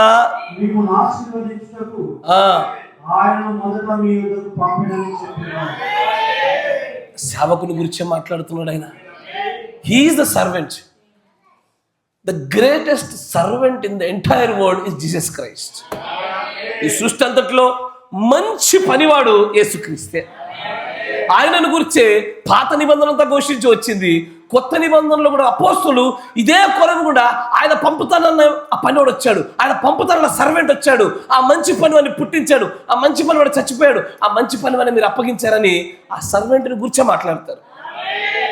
ఆయన చాలా చోట్ల అదేంది యేసు ప్రభువుకు ముట్టినెవరో తెలీదా అని అడిగేవాడు ఒకడు. ఆ గడియ గురించి ఆ సమయం గురించి నాకు తెలీదు, ఎవరికి తెలియదు, తండ్రికి మాత్రమే తెలుసు అంటుంటే ఆయన ఏం దేవుడు అవుతారు అంటారు. కాదు బాబు, ఆయన ఆ మాట మాట్లాడుతున్నప్పుడు he's under the ministry of servant. ఆ సేవకుని పరిచయంలో ఉన్నందున యజమానుడికే తెలుసు, నాకు నన్ను అడగద్దు అంటాడు ఆయన. ఒకడు వచ్చి సద్బోధకుడా అంటే నన్ను ఒక్కడే మంచివాడు అంటావు, తాను దేవుడు ఒక్కడే మంచివాడు. ఎంత మంచి పనుడు, ఆ మంచి పనుడు ఎంత మంచివాడైనా సరే, గుణలక్షణం ఎంత మంచివాడైనా సరే, బా ఎంత మంచి పని చేస్తా ఉన్నావయ్యా, ఎంత చక్కగా సేవ చేస్తా ఉన్నావయ్యా అంటే నాదేముందండి అంత మా యజమానుడిది అంటాడు. తన మంచితనాన్ని, తన ఘనతను తన యజమానుడికి అప్పచెప్పినట్టుగానే చేసేవాడు మంచి పనుడు. అందుకైనా మంచి బోధకుడు అని పిలిచినప్పుడు మంచివాడు ఒక్కడే దేవుడు అంటాడు ఆయన. తనకు తాను ఎన్నడూ కూడా ఒక సేవకుడి పరిచయం నుంచి తను బయటకు దాటి చూసినట్టు కనబడదు. కరెక్టేనా? ఎప్పుడు కొద్దిగా దాటుతూ బయటకు వెళ్తానంటే ఈయన నా ప్రియ కుమారుడు, ఈయన మాట వినుడు అన్నప్పటి నుంచి స్టోరీ మెల్లగా మార్పు చెందింది. సేవకుడు పరిచయం నుంచి వారసత్వపు కుమారుడు పరిచయం ప్రారంభం అవుతా ఉంటుంది. ఆ పరిచర్య మార్పులలోనే ఆయన ప్రజలతో సంధించినప్పుడు మాట్లాడే మాటల వ్యత్యాసం కనబడుతుంది. ఈ పరిచర్య మార్పులు తెలియకపోయేసరికి అతని చోట తెలియదు అంటాడు, ఎట్లా దేవుడు అవుతాడు, అతని ఇలా మాట్లాడుతున్నట్టు అని దైవత్వాన్ని గురించి మర్మాలు సరికి తెలియక పొరపాటు పడుతూ ఉన్నారు. దాంట్లో అపోస్తలుల 4వ అధ్యాయం 27వ వచనం చూడండి.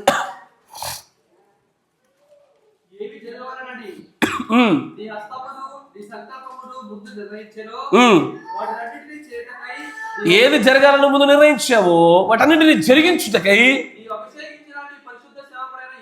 నీవు అభిషేకించిన నీ పరిశుద్ధ షబ్నా లాంటి వాడు ఏ విధంగా వాడు సేవ చేసినా ఈ ఎల్యాకీము యొక్క నిజ స్వరూపమైన యేసు మాత్రము తన తండ్రికి అవమానకరంగా ఎన్నడూ జీవించలేదయ్యా. ఆయన మంచి కాపరిగాను, మంచి పనుడిగాను, తన సేవా పరిచయం అద్భుతంగా కొనసాగించిన వాడు గాను, అలాగూ చూపుటకు ముందుగానే ఏ పొరపాటు చేయని ఎల్యాకీమును చూపిస్తూ ఆ ఎల్యాకీము యొక్క నిజ స్వరూపముగా తాను వచ్చి కనబడుతూ ఉంచాడు ఆయన. He's the good servant, he's the only servant. ఆయన మాత్రమే మంచి పనివాడు, అంతకంటే మంచి పనివాడు ఎవరు కూడా భూమి మీద కనబడరు. తర్వాత చూడండి అంటాడా, నీ పరిశుద్ధ సేవకుడైన యేసు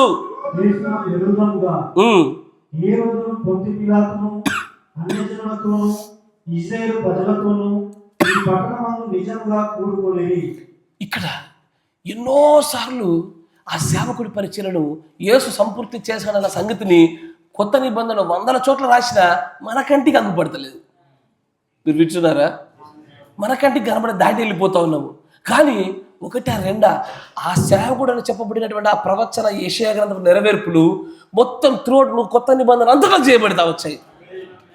అందుకే దాంట్లోనే 30వ వచనం చూడండి, 4వ అధ్యాయం. రోగులను స్వస్థపరచుటకును నీ పరిశుద్ధ సేవకుడైన యేసు నామము ద్వారా అంటే చూడండి, ఆ అద్భుత కార్యాలు చేయడానికి కూడా సేవకుడికి పనప్ప చెప్పబడింది.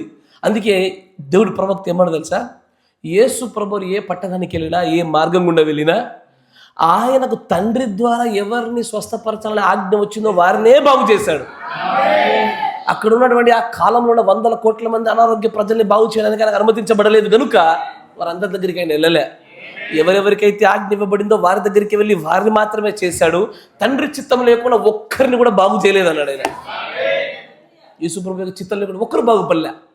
అంటే దానిలో ఏం కనబడుతుంది, ఆయన యొక్క సేవకుడు అనే ఆ పరిచర్య అద్భుతమైన రీతిలో తండ్రి యొక్క యజమానుడి యొక్క ఆ కనుసైగలలో మాత్రమే జరిపించబడిన పరిపూర్ణమైన పరిచర్య.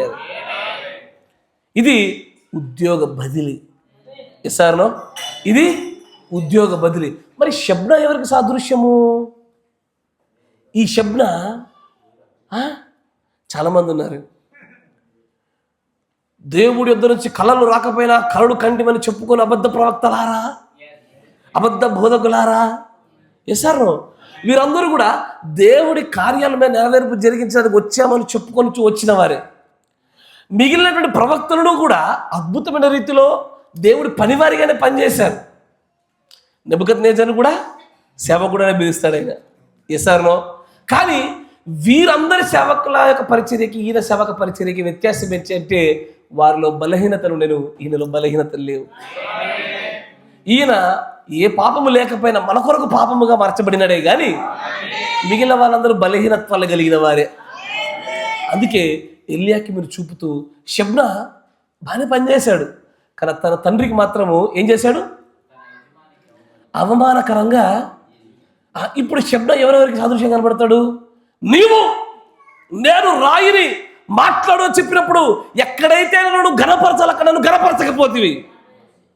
సార్ మిగిలినటువంటి సేవకులందరూ కూడా ఏం చేశారంటే షెబ్నాలాగా చక్కగానే వారి వారి కాలంలో వారు చక్కగా పనిచేశారు, కానీ వారి వారి బలహీనతను ఉండటం బట్టి ఇప్పుడు ఆయన ఏం చేశాడు? నేనే నేరుగా వస్తును అని వారందరినీ పక్కకు జరిపి ఆ ఉద్యోగాన్ని ఆయన తీసుకున్నాడు. ఆయన now the job is changed. ఇక ఉద్యోగం ఓడిపోయి అయితే లేదు, ఓనరే ఇప్పుడు సర్వెంట్గా వచ్చి పని చేస్తూ ఉన్నాడు. ఇక పొరపాటు జరగకుండా ఉండాలి కాబట్టి బలహీన మానవుల గుండా దేవుడి దివ్య ప్రణాళిక నెరవేర్పులో వారి బలహీనత అడ్డుగా ఉన్నందున ఉద్యోగాలు జరిపేసి తానే ఉద్యోగాన్ని తీసుకొని ఆయన కార్యాలు చేయడం మొదలుపెట్టారు. అందుకే ఆయన అంటాడు ఇప్పుడు మళ్ళీ యెషయా గ్రంథం 22వ అధ్యాయంలో 20వ వచనంలో, ఆ దినమున నేను నా సేవకుడును హిల్కియా కుమారుడునగు ఎల్యాకీమును పిలిచి అతడిని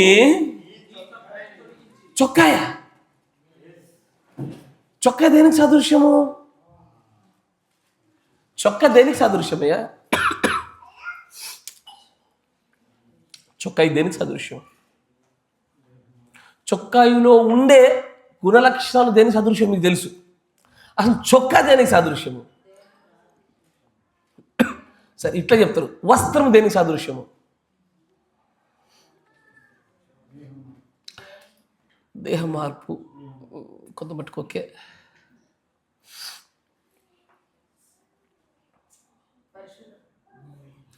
చొక్కాయి ఎప్పుడు కూడా అధికారానికి సాదృశ్యము, గుణలక్షణానికి సాదృశ్యము. ఆ చొక్కాయిలో ఉండే వివరణ మరికొన్ని లక్షణాల సాదృశ్యము. అది పైనుంచి కింది దాకా ఉంటే జడ్జి అని, ప్రధాన యాజకుడని, ఎస్ఆర్నో దానిపై ఉండే రంగులను బట్టి ఆయన చేసేటువంటి పని యొక్క తత్వానికి దాని. కానీ చొక్కా దేనికి సాదృశ్యమయ్య అంటే అది గుణలక్షణం. అందుకే మీరు దీన వస్త్రము ధరించుడి. వస్త్రం అంటే దేనికి సాదృశ్యం? దీనత్వమని గుణలక్షణానికి సాదృశ్యంగా చెప్పబడ్డది. వస్త్రము అధికారానికి సాదృశ్యము. ప్రధాన యాజకుడికి ఒక ప్రత్యేకమైనటువంటి వస్త్రధారణ ఉంటుంది, యాజకుడికి ప్రత్యేక వస్త్రధారణ ఉంటుంది. ఎసర్నో అది వారి వారి అధికారాలను చూపించేది. ఇప్పుడు ఆయన అంటాడు, నా సేవకుడికి నేను ప్రత్యేకమైన చొక్కాయిని ధరింపజేస్తా. ఎసర్నో ఏంది చొక్కాయి?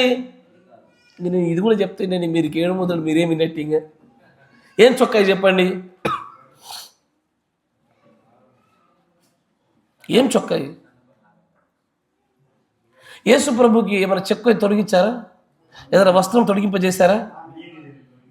అంగీని తొలగించారు. తర్వాత మళ్ళీ యేసు ప్రభు అంగీ ఇంకెక్కడ కనబడుద్ది?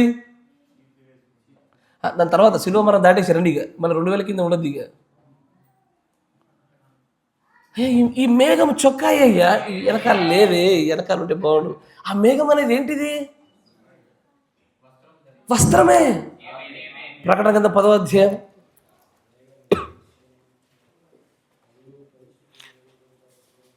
ఇంగ్లీష్లో చదవండి.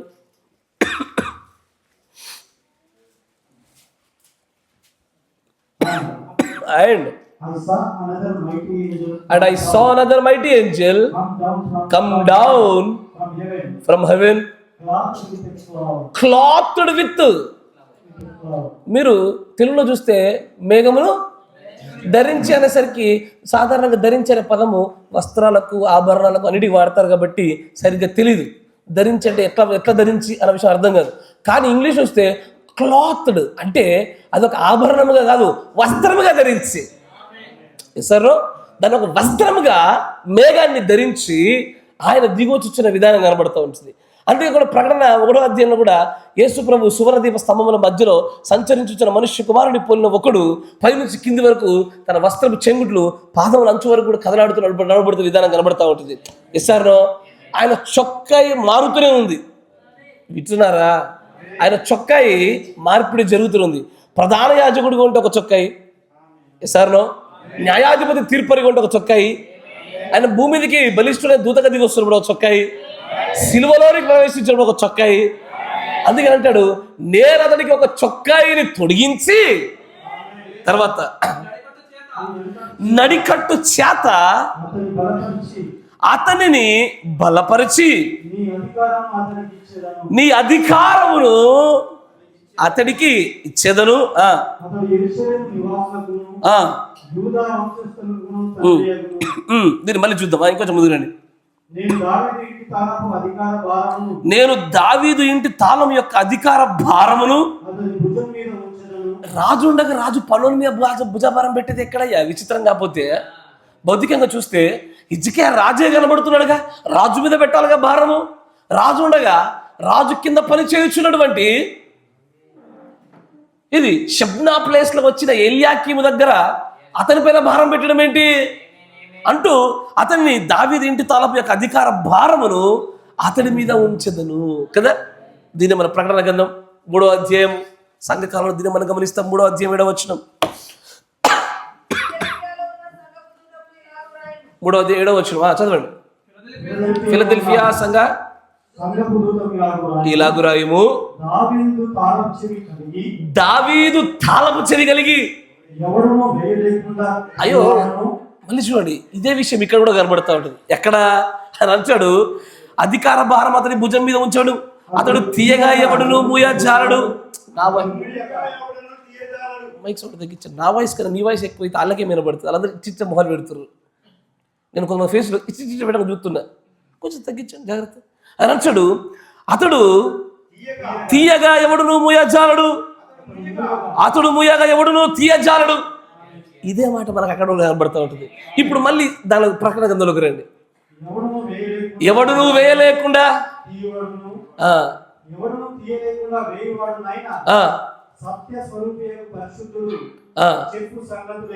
అంటే క్రీస్తుని గురించేనా? దావీదు తాళపు చెవిని ఎవడును తీయలేకుండా, ఎవడును వేయలేకుండా. రాదా పాట వచ్చి కానీ వర్తమానం వినే మూడ్లో ఉన్నారా? ఇక్కడ మాట్లాడుచున్నటువంటి ఎల్యాకీము ఎవరో కాదు, క్రీస్తే మన ఎల్యాకీము. ఎస్ఆర్ఓ ఆయన ఎప్పుడు గుర్తుపెట్టుకోండి, ప్రకటన గ్రంథం నుంచి ఆదికాండం నుంచి ప్రకటన గ్రంథం వరకు దేవుడు ఎప్పుడు ఇదే పద్ధతి కొనసాగిస్తాడు. భూలోక సంగతులు వివరిస్తూ దానిలో పరలోక సంగతులు వివరిస్తూ ఉంటాడు ఆయన. ఈ భూమి మీద భౌతికమైన సంగతుల గురించి మాట్లాడుతూ మధ్యలోనే వింటూనే మధ్యలో అక్కడ ఉన్నటువంటి ఐగుప్తుల గురించి మాట్లాడుతుండగా సడన్గా మధ్యలో ఏరా ఇక్కడున్న నేను దిగిప్పుడు వాళ్ళు సరి చేయాలన్నారా? నీకు బుద్ధి ఉందా కొంచెమన్నా? కాదు బిడ్డ, ఇక్కడ నేను వాక్యం చెప్పేటోని ఇప్పుడు వాడు ఒక్కని సరి చేయక నేను ఇటు నాకు చూపిస్తూ వచ్చి నేనేం చేయాలి రావన్నీ? అరే ఏం జ్ఞానం రా అది అన్న, ఇగో అని అంటున్నాను. నేను ఏం చేయాలి? ఇప్పుడు వాక్యం చెప్పడం మానేసి రావాలన్నా? అయ్యో, ఎంత వాక్యంతో వృద్ధిగా మీ మెలకువలు పెరుగుతలేవురా చిన్నపిల్లలు. అయితే ఆయన అంటాడు, మొత్తం నాకు ఎందుకు స్పిరిట్ నడిపింపు ఎందుకు ఈరోజు మొత్తాన్ని మీరు కలియబెట్టేస్తూ ఉన్నారు. ఇకపైన మన సంఘాలు ఇలాగ మనం నడిపించడానికి వీల్లేదయ్యా. ప్రతి ఒక్క వ్యక్తిని నేను పరిశీలనాత్మకంగా చూస్తాను. ప్రతి వ్యక్తి ఉండే గంట సేపు అయినా సరే చక్కగా మీరు వాక్యం వినాలని కోరుకుంటున్నా. ఇక్కడ వ్యక్తిగత ప్రవర్తన వద్దు. భయభక్తులతో ఏది చేయడానికి వచ్చామో ఆరాధించడానికి, వాక్యం వినడానికి అది చేసిపోదాం. తర్వాత మాట్లాడుకుందాం బయట, వ్యక్తిగత వ్యవహారాలు బయట. ఇక్కడ తండ్రిని గౌరవించినట్లుగా వాక్యం మనం ఆరాధన చేద్దాం, చక్కగా విందాం. Praise the Lord.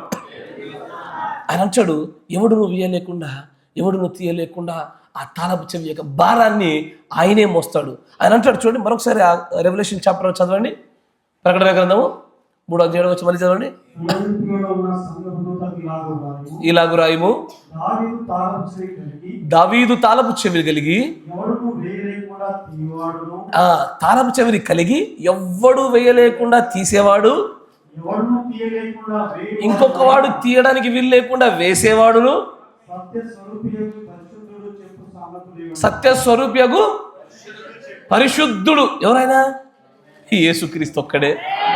ఆయన మాత్రమే దానికి కర్త అయి ఉన్నాడు, అధికారి అయి ఉన్నాడు. ఇప్పుడు ఈ వాక్యం ఎప్పుడు నెరవేర్పు జరగాలి? సంఘకాలంలో నెరవేర్పే ఫల రూపంలో, మరియు దావీదు యొక్క ఇజ్రాయేలుల కొరకైనటువంటి వారి పరిపాలనా విభాగాలలో కూడా ఇదే కార్యం జరగాల. ఈసారి దేవుడు దావీదు సింహాసనం ఎప్పుడు కూర్చుంటాడు? 1000 ఏళ్ల పరిపాలనలోనే. అబ్సల్యూట్లీ కరెక్టేనా?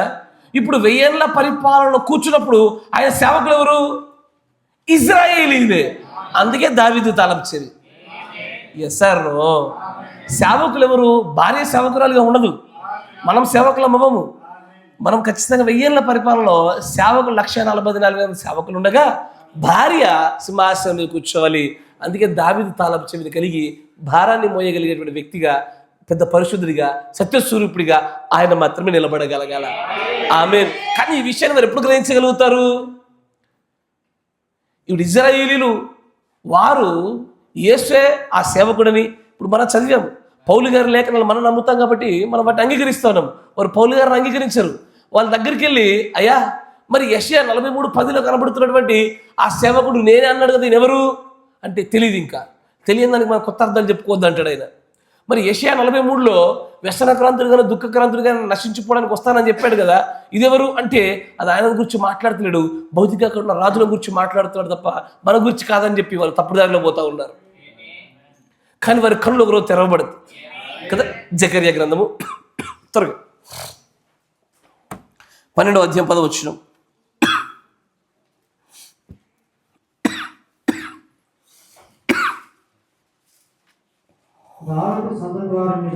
దావీదు సంతతి వారి మీదను యెరూషలేము నివాసుల మీదను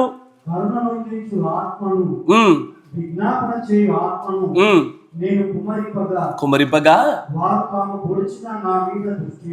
వారు పొడిచిన ఏది ఎవడైతే యెహోవా దేవుని కుమారుడని చెప్పుకుని ఉన్నాడో అతన్ని పొడిచామే.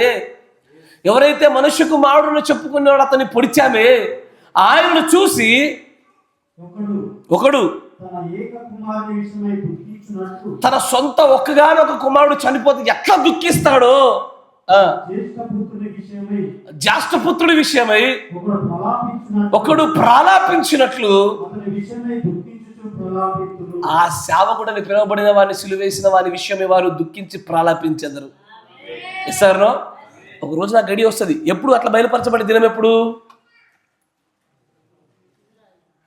తొందరలోనే. వాళ్ళకి సమాచారం తెలియపరచబడడానికి అడ్డుగా ఉన్నది ఎవరు? మనమే అడ్డుగా ఉన్నాము. ఒకరికి అడ్డుగా ఉండి ఇష్టమేనా నీకు? తొందరగా మార్పు చెంత అయిపోద్దిగా. అయ్యా పక్కళ్ళకి అడ్డుగా ఉన్నందుకు మంచి అనిపిస్తుంది మీకేమన్నా? పాప ఇజ్రాయేలు ఎన్నో 2000 సంవత్సరాల నుంచి బాధపడుతున్నారు. వాళ్ళ భక్తికి అడ్డుగా ఉన్నది ఎవరు? మరి గుడ్డితనానికి అడ్డెవరు? ధర్మ విరోధ సంబంధికి అడ్డుగా ఉన్నది ఎవరు? మరి తొందరగా మారితే అయిపోద్దిగా. వాళ్ళు తొందరగా మారితే వాళ్ళ పనులు చూసుకుంటారుగా. ఆమేన్. Praise the lord. ఆ తర్వాత చూడు మళ్ళీ యెషయా 22:2 ఆయనే నిజమైనటువంటి ఆ అధికారియు, దావీదు తాళం చెవులు కలిగిన వాడును, అంతేకాకుండా నిజమైన సేవకుడు, మై రియల్ సర్వెంట్. తర్వాత దిట్టమైన చోట మేకు కొట్టినట్లు. ఇదేంటో తెలుసా? ఏంటది మేకు కొట్టడం అంటే? ఏంటిది? కదల్చబడినటువంటి, స్థిరపరచినటువంటి, అంటే నిశ్చలముగా కదల్చడానికి వీల్లేని స్థలంలో ఒక విషయాన్ని, ఒక పదార్థాన్ని, ఒక వస్తువుని స్థిరపరచుట. కరెక్టేనా? ఇప్పుడు ఒక చోట ఒక వస్తువు పెట్టి మేకు కొట్టామంటే ఈ కదలదిగా. అదేమైపోయింది? స్థిరమైంది. ఎస్ఆర్లో ఎఫెసీ రాసిన పత్రిక 2వ అధ్యాయం 20వ వచనం. ఎగ్జాక్ట్లీ. ఎప్పుడంటే రాయిలలో ఏ రాయినైనా కదులుస్తారు. ఇల్లు కట్టేప్పుడు చూడండి, ఏ రాత్రినైనా అటు ఇటు కదులుతావు, కొంత వంకటింకలు వచ్చి పట్టించుకోగాని ఒక్క రాయి ఉంటుందయ్యా. ఈ రాయిని మాత్రము నువ్వు కదల్చడానికి అస్సలు ఒప్పుకోవు. అది ఒక్కటి ఎట్లా అంటే స్థిరము బండ, అది కదల్చకూడదు, నిశ్చలంగా కూడా. ఏంటది? మూలరాయి, తల పునాది రాయి, తలరాయి. ఈ 3 రాళ్ళు ఒకటే, కానీ వేరు వేరు కాలాల్లో, వేరు వేరు ప్రత్యక్షతల్లో, వేరు వేరు పనులు చేస్తా ఉన్న క్రీస్తే. అయితే ఆ స్థిరమైన బండగా అతడిని మేకు కొట్టి నేను స్థిరపరుస్తా, స్థాపిస్తా. ఎలా ఉంటుందంటే ఆయన మీదే కట్టబడాలి సంఘం. ఇంకా ఆయనే ప్రధానమైన రాయి అయి ఉండాలా. ఈ బండ మీదే సంఘం కట్టబడాలా. ఆ కట్టబడతానన్న సంఘం స్థిరమైనదిగా ఉన్నట్లుగా మేకు దిగగొట్టబడవలసినటువంటిది అదే క్రీస్తనే బండ. అందుకే ఆయన అంటాడు, దిట్టమైన చోట మేకు కొట్టినట్లు నేను అతనిని స్థిరపరచదును. అతని ఎంత బలంగా స్థిరపరుస్తానంటే భౌతికమైన నిర్మాణంలో మీరు చూసినప్పుడు పునాదిని స్థిరపరిచేట్లుగా మరియు మూలరాతిని స్థిరపరిచేట్లుగా తలరాయిని స్థిరపరిచేట్లుగా అతన్ని బలముగా స్థిరపరుస్తాను. ఇప్పుడు ఎఫెసీయులో చదవండి అని అంటాడు, క్రీస్తు యేసే ముఖ్యమైన మూలరాయి.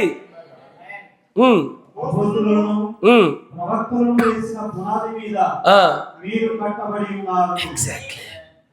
ప్రతి కట్టడములకు కూడా కదల్చబడినటువంటి స్థిరమైనటువంటి రీతిలో మేకులు కొట్టబడి స్థిరపరచబడినటువంటి అతనే క్రీస్తు. ఆ బండే క్రీస్తు.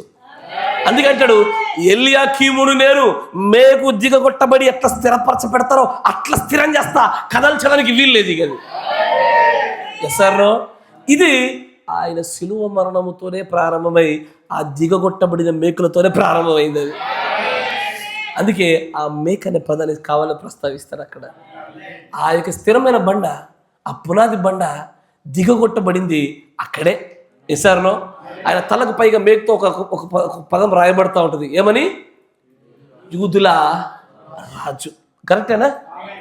ఎస్ఆర్ ప్రపంచం చూడు ఎంత ఐరానికల్లీ ఫూలిషో. నిజమైన రాజుని మేము అపహాస్యం చేస్తున్నాం అనుకుంటూ రాజే అంటున్నారు వాళ్ళు. ఎంత జోకు చూడండి. నాకు ఎప్పుడు అనిపించేది, ప్రభువా ఎట్లా నడిపిస్తావో నువ్వు మనుషుల్ని, నువ్వు రాజువే కానీ తెలియనోడి చోట కూడా నువ్వు రాజే అనిపించింది. అడిగి రాజని తెలీదు, ఆడు ఏదో అపహాస్యం చేస్తున్నా అనుకుంటున్నాడు. కానీ వాడు కక్కేది, వాడు ఆమె ఒప్పుకునేది నిజాన్నే. రాజు అంటున్నాడు. సార్ అది యూదుల రాజు. ఎవరి మీద? యూదుల పైన రాజు. ఇదిని మేకులతో స్థిరపరిచాడు ఆయన. ఎసర్రో ఈ స్థిరపరచబడిన నెరవేర్పు 1000 ఏళ్ల పరిపాలనతో పరిపూర్ణం జరగాల. ఆయన యూదులకు రాజు అవ్వడానికి కానీ, ఆయన కడుతున్న నిర్మాణానికి మూలరాతిగా కానీ, ఇవి మేకులు దిగగొట్టబడిన స్థిరమైన సమాచారాలు, కదల్చబడని బండలు ఇవి. కానీ ఈ బండ అపహాస్యం చేస్తున్నాను అనుకునే వాడికి మాత్రము రోమాపత్రిక 9:28 వచ్చు. 9:28 రోమా 9:33 క్షమించాలి. ఇదిగో నేను అడ్డురాతిని. Yes, exactly. ఆయన యందు విశ్వాసం ఉంచువాడు సిగ్గుపరచబడు. ఆయన రాయబడిన ప్రకారము ఎగ్జాక్ట్లీ ఏ రాయి అయితే మనకు పునాది రాయి, మూలరాయి, తలరాయి అయిందో అదే రాయి అనేకులకు అడ్డురాయి, తొట్టిల్లడానికి కావలసినటువంటి ఆ బండగా నిలబడిపోయింది. ఎసారో దీని యందు పెట్టుబడివాడు సిగ్గుపరచబడు, కానీ దీని మీద కట్టబడివాడు స్థిరపరచబడును.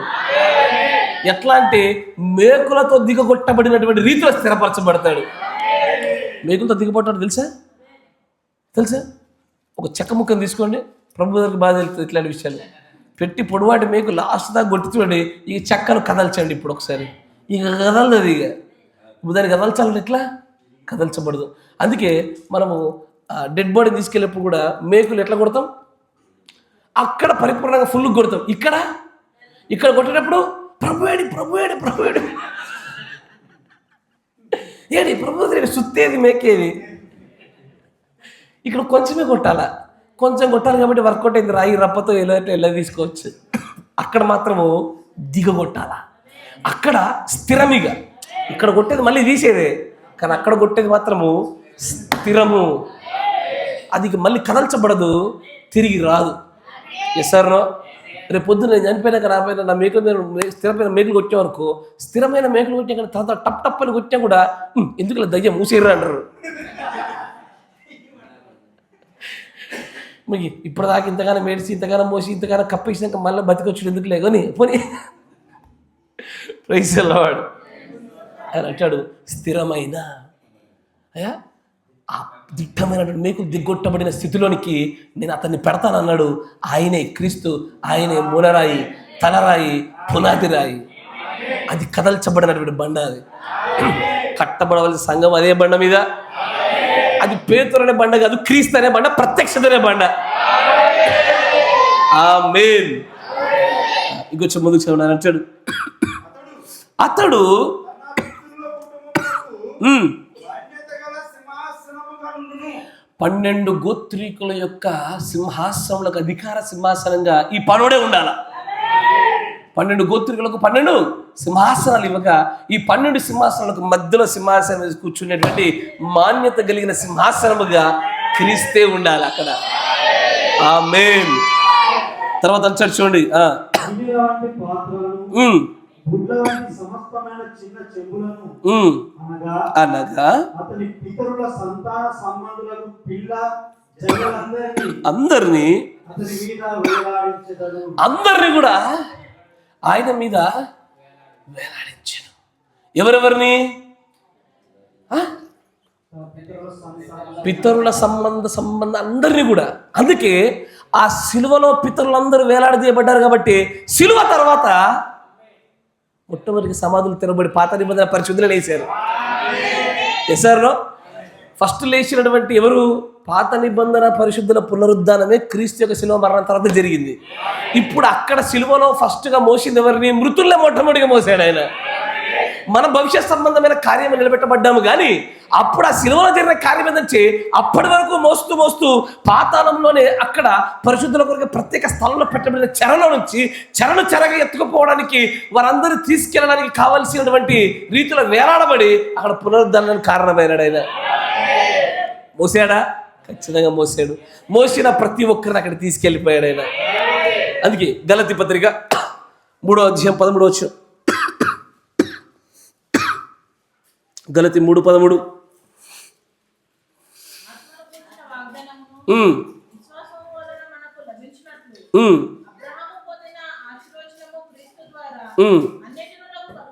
కలుగుటకై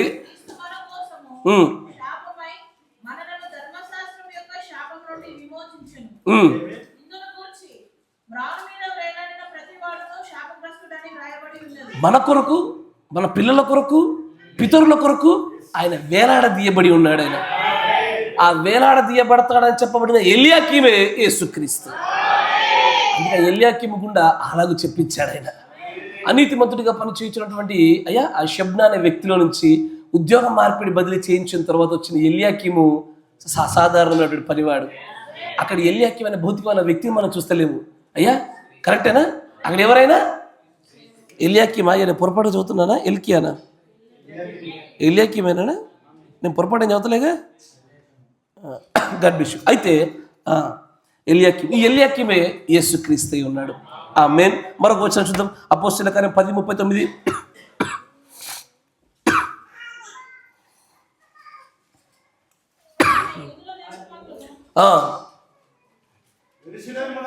యెరూషలేమునందును ఎక్కడెక్కడ? యూదుల దేశమందును యెరూషలేమునందును చేసిన వాటన్నిటివి మేము సాక్షులము.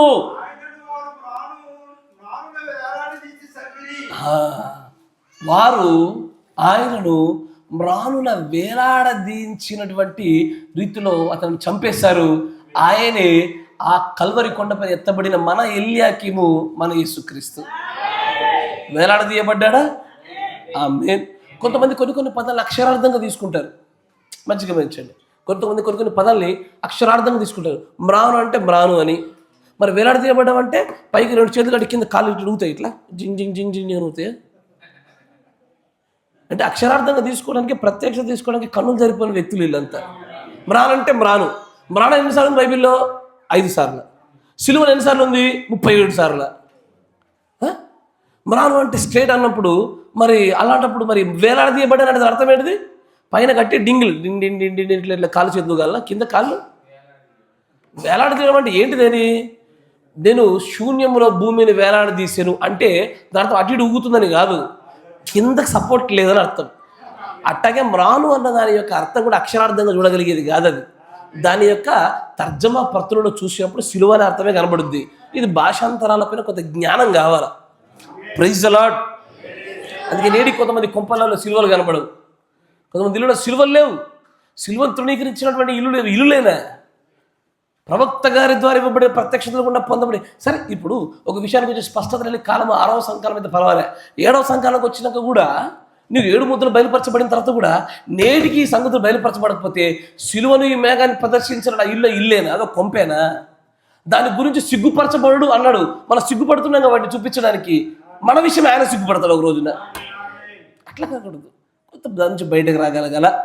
చూడండి తర్వాత 1 పేతురు పత్రిక 2వ అధ్యాయం 24వ వచనం.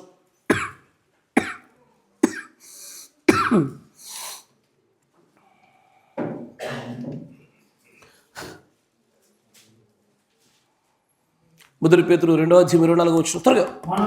మనము పాపముల విషయమై చనిపోయి నీతి విషయమై జీవించినట్లు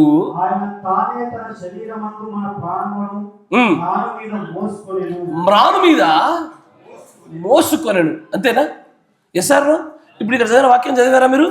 గిన్నెల వంటి పాత్రలను, బుడ్ల వంటి సమస్తమైన చిన్న చెంబులను అనగా అంటే ఏంటిది అయ్యా? మంచిగా గమనించాల. ఏంటది? గిన్నెలు, పాత్రలు, బుడ్ల వంటి చిన్న చిన్న చెంబులు. ఇవి దేని సాదృశ్యము? దేవుడి చేత తయారు చేయబడిన పాత్రలు ఇవి. పిల్ల జల్లలందరికీ సాదృశ్యం. తొందరలో మీకు కళల పైన వర్తమానం చెప్తా. కళల శాస్త్రం చెప్పాల్సిందే.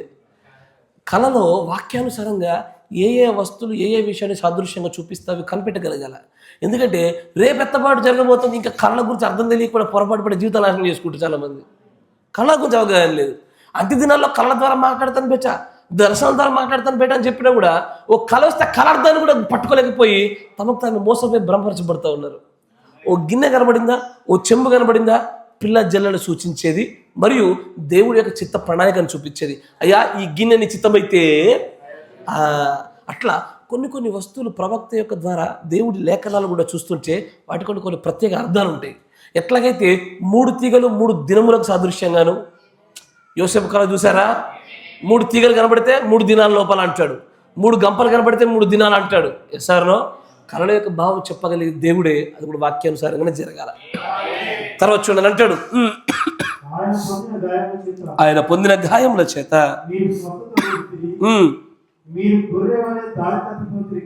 గాని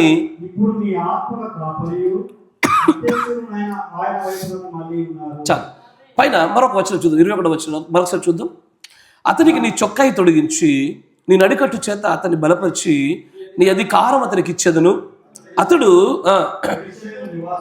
యెరూషలేము నివాసులకును యూదా వంశస్థులకును తండ్రి అగును. పనోడొక దేశానికి తండ్రి అవడం అనేది ఇది భౌతికంగా చూస్తే కళ్ళు ఎగిరిపోయినట్టే. ఇంక మన మూర్ఖతే. ఇది మాట్లాడుతుంది క్రీస్తు అనే మంచి పనివాడిని గురించి. ఇస్తారనో ఇప్పుడు ఆయన తండ్రి అని అనబడతాడని సేవకుడు, రాబోచున్న సేవకుడు, ఆయన నామంలో వస్తున్న పనివాడు తండ్రి అని పిలువబడతాడని ముందే పాత నిబంధనలు మాట్లాడేది. యెషయా గ్రంథము 9వ అధ్యాయము 6వ వచనము. యెషయా 9:6 తీయాలరా పిల్లలు. ఏలయనగా మనకు శిశువు పుట్టెను, మనకు కుమారుడు అనుగ్రహించబడెను, ఆయన భుజం మీద రాజ్యభారమును. ఆయన పేరు చెప్తాడు చూడండి, ఆశ్చర్యకరుడు, ఆలోచనకర్త, బలవంతుడగు దేవుడు, నిత్యుడగు తండ్రి అని పుట్టబోవచ్చున్న సేవకుడైన కుమారుడికి పెట్టబడిన పేర్లు అవి. ఇప్పుడు తండ్రి అని ఎవరికి పేరు? పుట్టబోవచ్చున్న సేవకుడైన తన కుమారుడికి, పనివాడికి యేసుకు పేరు ఏమని? నిత్యుడగు తండ్రి ఆయన మాత్రమే. ఎసారో అందుకే మత్తయి సువార్త 23వ అధ్యాయం 9వ వచనం, యూదా వారికి యెరూషలేము వారికి ఆయన ఖచ్చితంగా తండ్రి అని పిలువబడాల. ఆ పిలువబడుతున్నటువంటి ఆ పేరు ఎవడికి పడితే వాడితో షేర్ చేసుకోవడానికి ఒప్పుకోడైనా రోషం కలిగిన వాడైనా. మరియు ఈ భూమి మీద ఎవరికి మీరు తండ్రి అని పేరు పెట్టద్దు. ఓ హోలీ ఫాదర్ ఏడా? రోమన్ క్యాథలిక్ చాలా సంఘాలు కూడా అట్లాగే ఉంది. ఓ హోలీ ఫాదర్ కరెక్టేనా? అంటే ఏంటిది హోలీ ఫాదర్ అంటే? పరిశుద్ధమైన తండ్రి. ఓ హోలీ ఫాదర్. కాబట్టి దీన్ని కొంచెం ప్రొటెస్టెంట్ సంఘాలు ఏం చేశాయంటే ఇటు తిప్పి ఆ ఆత్మీయ తండ్రి. ఆత్మలకు తండ్రి ఒక్కడే యేసు ప్రభు. కానీ ఆత్మల ద్వారా సువార్త ద్వారా కన్నది మాత్రము 5 పరిచరిక వర్గాలే. పౌలు గారు అంటారా, నేను మిమ్మును సువార్త ద్వారా కంటిని. ఆ కారణం ద్వారా తండ్రి అయ్యేది వేరు, ఈ ఆత్మీయ తండ్రి వేరు. ఈ రెండు వేరు వేరు. కొంత పలికేటప్పుడు కొంత ప్రత్యక్షత పలకాల. సువార్త ద్వారా కన్నందున, వాక్యము ద్వారా పోషించుచున్నందున ఇట్లా తండ్రి అవడం వేరు.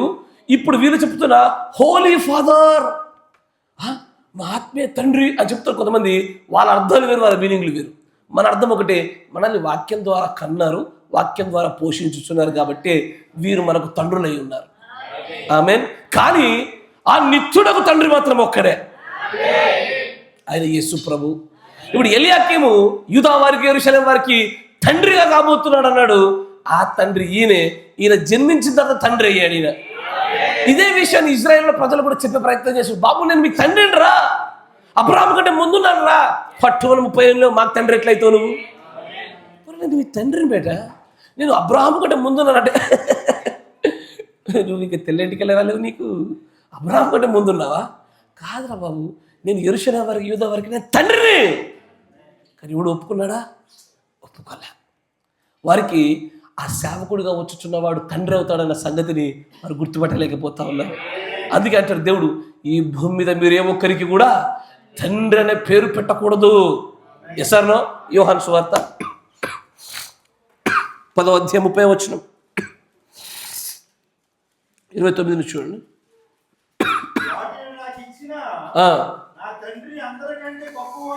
గొప్పవాడు గనుక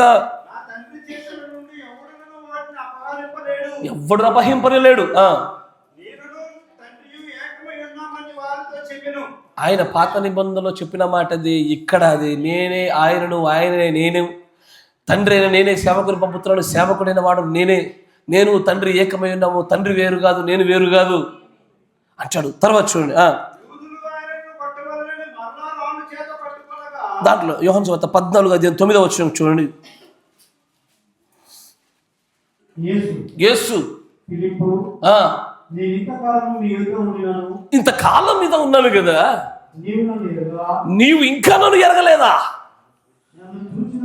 నన్ను చూస్తున్నావు కదా. నన్ను చూసిన ప్రతి ఒక్కడు తండ్రిని చూసినట్టేగా.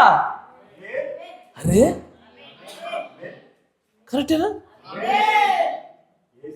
నన్ను చూస్తే తండ్రిని చూసినట్టే, అంతేనా కదా?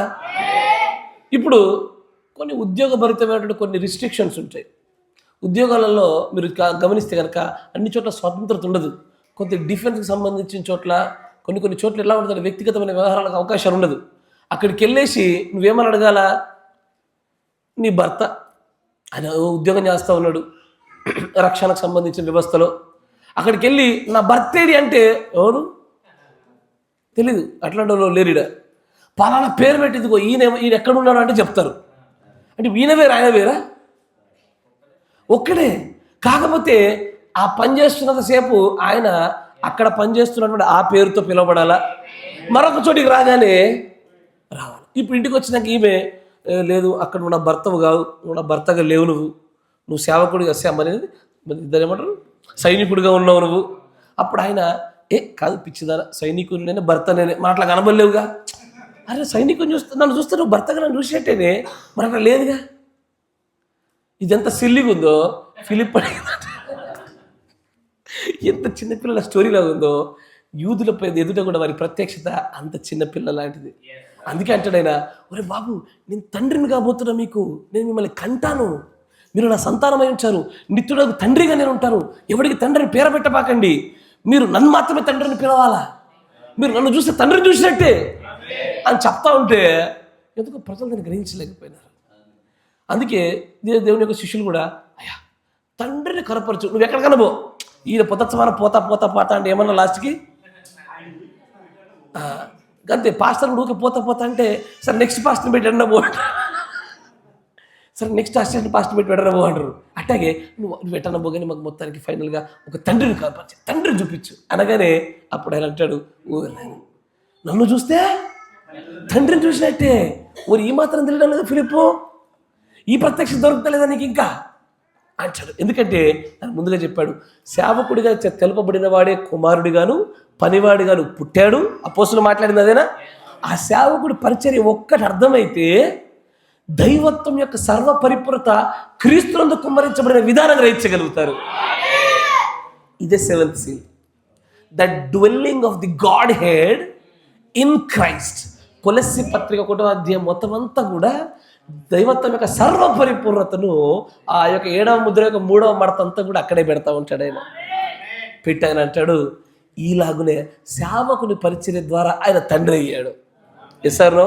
ఇట్లా ఆయన మాట్లాడుతున్న ఎల్యాకీము సాధారణంగా ఎల్యాకీమే, కానీ ఆయన మాట్లాడుచు చూపుచున్నది మాత్రము ఆ బలహీనమైన మానవుడైన ఎల్యాకీము అనే పాత్ర గుండా దేవుని యొక్క దైవికమైన గొప్ప ప్రణాళికని క్రీస్తుని గురించి చూపుతూ వచ్చినాడు.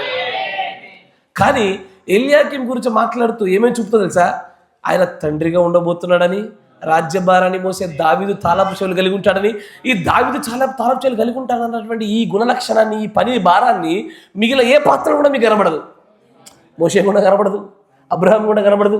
కానీ క్రీస్తు జరిగించబోతున్న భవిష్యత్తులో కొంత భాగాన్ని తన పరిచర్లో చూపించడానికి ఎల్యాకీము అనే బలహీన వ్యక్తిని వాడుకున్నాడు. ఇక్కడ ఆయన ఏమంటాడు?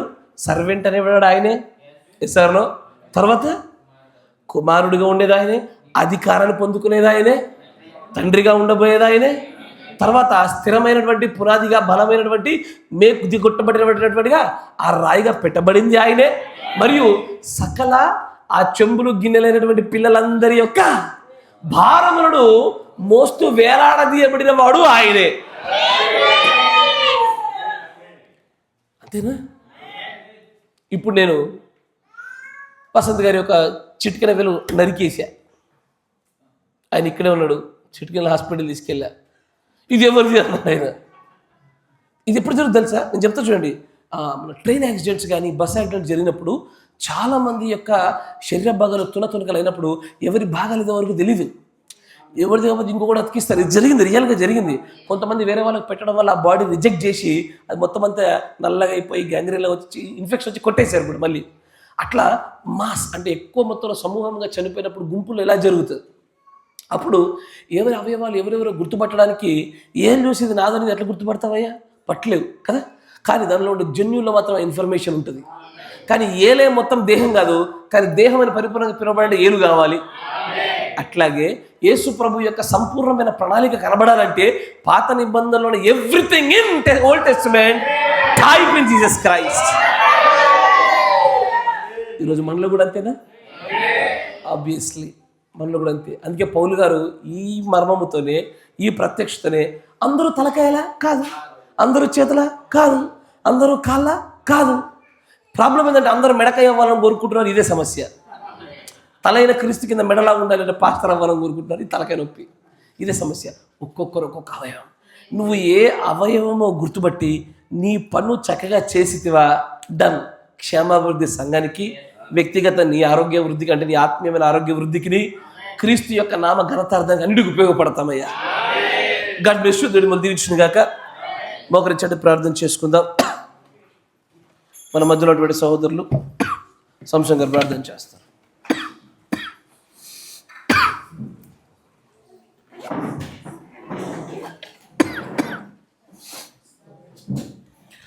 స్తోత్రం, స్తోత్రం, స్తోత్రం, స్తోత్రం.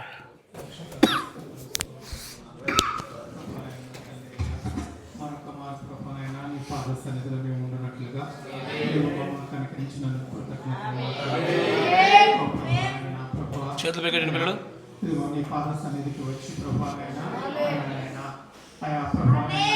పౌలు గారు ఏదైతే ప్రభావైనా తన ప్రత్యక్షతలో కలిగి ఉన్నాడో ప్రభావ ఏ సంగతులైతే ప్రభావైనా తండ్రి నువ్వు నీ ఆత్మ ద్వారా తనకు బయలుపరచబడి ఉన్నావో ఈ సంగతులను ప్రభావైనా తండ్రి ఈ కాల వర్తమానికుడైనటువంటి గ్రంథం ద్వారా ఆ 7వ ముద్ర ద్వారా ప్రభావైనా ఇంకా అధికమైన పరిపూర్ణతలో మేము చూసినట్లుగా మా ప్రపంచంలో ప్రభావైనా తండ్రి ఆయా ఆది కాండము మొదలుకొని ప్రకటన గ్రంథము వరకు ఉన్నాయన్న తండ్రి ఇదిగో ప్రభావైనా 7వ ముద్ర ఉందని ప్రభావైనా ప్రవక్త చెప్పి ఉన్నాడు.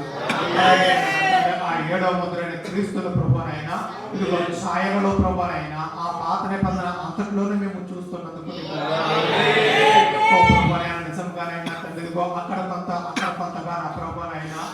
ఇదిగో అబ్రహాములోను, మోషేలోను, దావీదులోను ప్రభువానైనా, ఇదిగో సంసోనులోను ప్రభు, యోనాలోను ప్రభువానైనా, ఇదిగో ఎల్యాకీములోను ప్రభువా, ఇదిగోనైనా తండ్రి నిన్ను చూచుటకు మాకు కృపనిచ్చినందుకు ప్రభువానైనా, నిజంగా ఆ ప్రార్థన నిబంధన గ్రంథమంతా కూడా నాయన తండ్రి అయ్యా రాబోతున్న మేలుడు యొక్క ఛాయ ఉన్నది నాయన.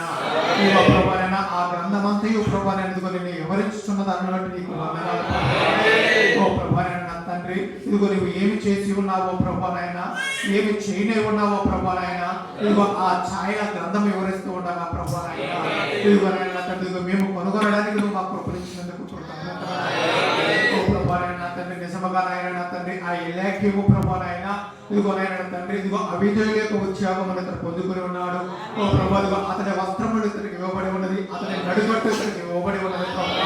ఇదిగో ఆ గృహం అంతటి మీద కూడా అతడు నాయన తండ్రి గృహ నిర్వాహకుడై ఉన్నాడు ప్రభు. ఓ ప్రభువానైనా ఇదిగో గృహ నిర్వాహకుడు పనివాడైనటువంటి ఆ వ్యక్తి ప్రభువానైనా, ఇదిగో నాయన తండ్రి ఇశ్రాయేలులకు తండ్రి ఉన్నాడు. దావీదు యొక్క తారపు చెయ్యి ఎవరును వేయలేకున్నట్లుగా, ఎవరును వేయలేకున్నట్లుగా ప్రభు గొప్ప అధికారంతో కలిగి ఉన్నాడు. నిజముగానైనా తండ్రి ఆ చెంబులు, ఆ గిన్నెలు, ఆ పాత్రల ప్రభువానైనా, ఇదిగోనైనా తండ్రి ఆ పిల్ల జల్లెడ అతనికి ప్రయాణ చేయబడి ఉన్నది. నిజముగానైనా తండ్రి ఆ ఎల్యాకీము ప్రభువానైనా, ఆ ఎల్యాకీము గురించి చెప్పబడిన ఆ ప్రవచనాత్మకమైన సంగతుల ప్రభువా పరిపూర్ణముగా యేసుక్రీస్తు నీలో కనబడుతూ ఉన్నది ప్రభువా. తండ్రి అయ్యా నువ్వు దాసుడుగా వచ్చి ఉన్నావు ప్రభువా, అయ్యా నువ్వు కుమారుడవై ఉన్నావు ఓ ప్రభువా, నువ్వు తండ్రివై ఉన్నావు ఓ ప్రభువా, నువ్వు మూలరాయివై ఉన్నావు ప్రభువా. ఇదిగో నీ సింహాసనము స్థిరపరచబడి ఉన్నది ప్రభువా. నా తండ్రి ఓ ప్రభువానైనా తండ్రి ఎంతో పరిపూర్ణంగా ఎంతో చక్కగా ప్రభువా అనేకమైనటువంటి సంగతులు ప్రభువా ఆ ఎల్యాకీములో దాచబడి ఉన్నవి ప్రభువా.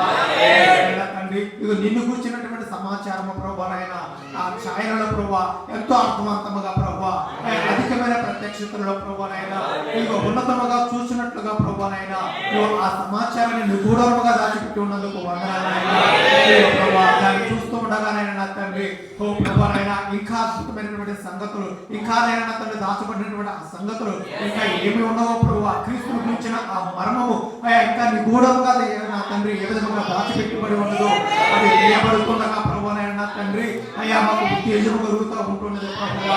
అయ్యా వాటిని వింటుండగానైనా తండ్రి ఓ ప్రభువా మా అంతరంగానికి ఏదో తెలియని అనుభూతులు నా ప్రభువా. తండ్రి ఇది నిజముగా మా ప్రాణముతో ప్రభువానైనా తండ్రి ఏదో జతపరచబడుతున్నటువంటి సంగతులు దేవా. అయ్యా నిజముగా ఆ జీవము ఏదో రీతిలో మాలో పోయబడతా ఉన్నది మాత్రం నిజముగానైనా తండ్రి అదిగా ఆ శిలువ మీద వేలాడినప్పుడు ప్రభువా మా పాపములకు మేము పరిహారం చెల్లించలేక మేము నిస్సహాయకులుగా ఉండినప్పుడు నాయన తండ్రి ఇదిగో నీవే మా భారములు మోసి ఉన్నావు ప్రభువా, నీవే మా వేదన చెల్లించి ఉన్నావు ప్రభువా. నిజముగానైనా అక్కడ మోషే అయితే నాయన తండ్రి పరిపూర్ణతలోనికి నిలబడలేకపోయి ఉన్నాడు, వారు ఎవరిలో కూడా తండ్రి అయ్యా సరిపోలేకపోయి ఉన్నారు ప్రభువా. నిజముగా మా పాపాలకు మేము వెల చెల్లించుటకు మేము సరిపోలేదు కానీ అయ్యా నా తండ్రిగో మా నిమిత్తమును నువ్వు ప్రభువైనా ఆ శిలువ మీద నువ్వు వెల చెల్లించి ఉన్నావు ప్రభువా. నిజముగానైనా అక్కడ మేము సరిపోము కానీ నాయనా అయ్యా నువ్వు సరిపోయిన దేవుడుగా ఉన్నావు అయ్యా ప్రభువైనా. చెప్పబడుతున్న ఈ సంగతులను బట్టి నీకు వందనాలు. తెరవబడినటువంటి మనసుతో మేము వీటిని వినినైనా నా తండ్రి అయ్యా క్రీస్తుని గురించిన జ్ఞానాన్ని మేము పొందుకోవడానికి సహాయం చేయండి అయ్యా. ఇంటి నిమిత్తము ఆ విధంగా దాచబడి ఉండవు ప్రభువైనా అయ్యా. ఇది ప్రభువైనా అనేకులకు బయలుపరచబడట్లేదు కానీ ఈ కాల వర్తమానికుల ద్వారానైనా నా తండ్రి అయ్యా ప్రత్యేకింపబడిన గుంపుకు మాత్రమే అయ్యా ఈ సంగతులు తీయబడతా ఉన్నవి ప్రభువా. ఇందుకొరకు ఈ విధమైనటువంటి ప్రభువైనా ఆ సింహం కూడా నేను తీయబడినటువంటి ఆ తేన ప్రభువైనా సంసోను తాగినట్లుగా ప్రభువైనా అయ్యా ఈ ప్రత్యక్షతమైన సంగతులు ప్రభువైనా ఇదిగో ప్రభు ఆయా ఛాయలను దాచబడిన సంగతులు నోటిగా ఇవ్వబడతా ఉండేవి ప్రభువైనా. నిజంగా ప్రత్యక్షతను పొందుకొని నా ప్రభువా అయ్యా ఆ దాచబడిన సంగతులు మేము నేర్చుకొని ప్రభువైనా జ్ఞానంలో ప్రభువైనా మేము అనుభవపూర్వకంగా నడవడానికి సహాయం చేయండి. చెప్పబడిన సంగతుల విషయంలో మమ్మల్ని ఆశీర్వదించమని పరిచయం నువ్వు దీవించమని ప్రభువైనా దీని విషయంలో నీ గొప్ప ఉద్దేశాలను మీరు నెరవేర్చమని వేడుకుంటున్నాను. కూడి ఉన్న ప్రజలను పరిచయం ప్రభువా అయ్యా తండ్రి రక్తము కాల్చున్న గొర్రెపిల్లలను నీ కృపాస్తాలు దాచి ప్రభువైనా క్రీస్తు నామములో ప్రార్థించడం వేడుకుంటున్నాను. పరిశుద్ధాత్ముడా, సర్వశక్తి సంపన్నుడా, మీకు స్తుతులు స్తోత్రాలు చెల్లిస్తూ ఉన్నాము.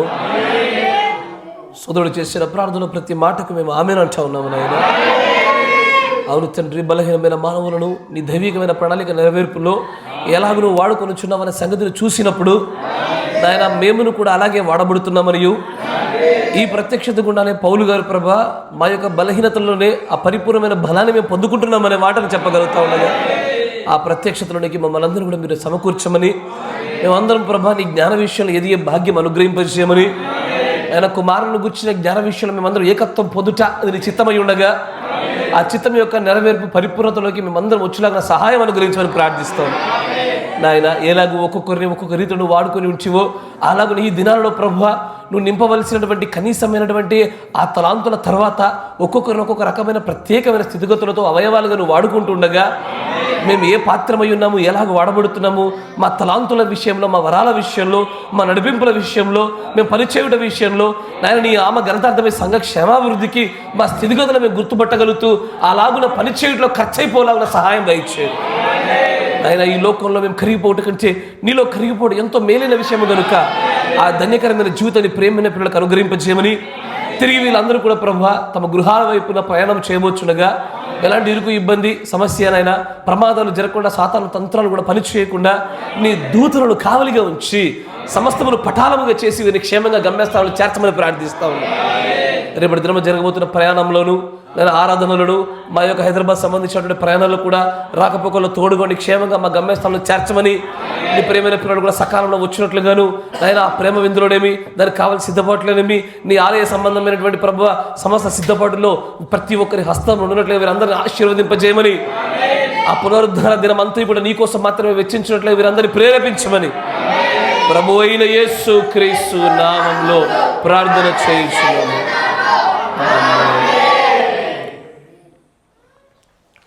Praise the lord. God bless you. దేవుడు మిమ్మల్ని అందరూ కూడా దీవించును గాక. ఆమేన్.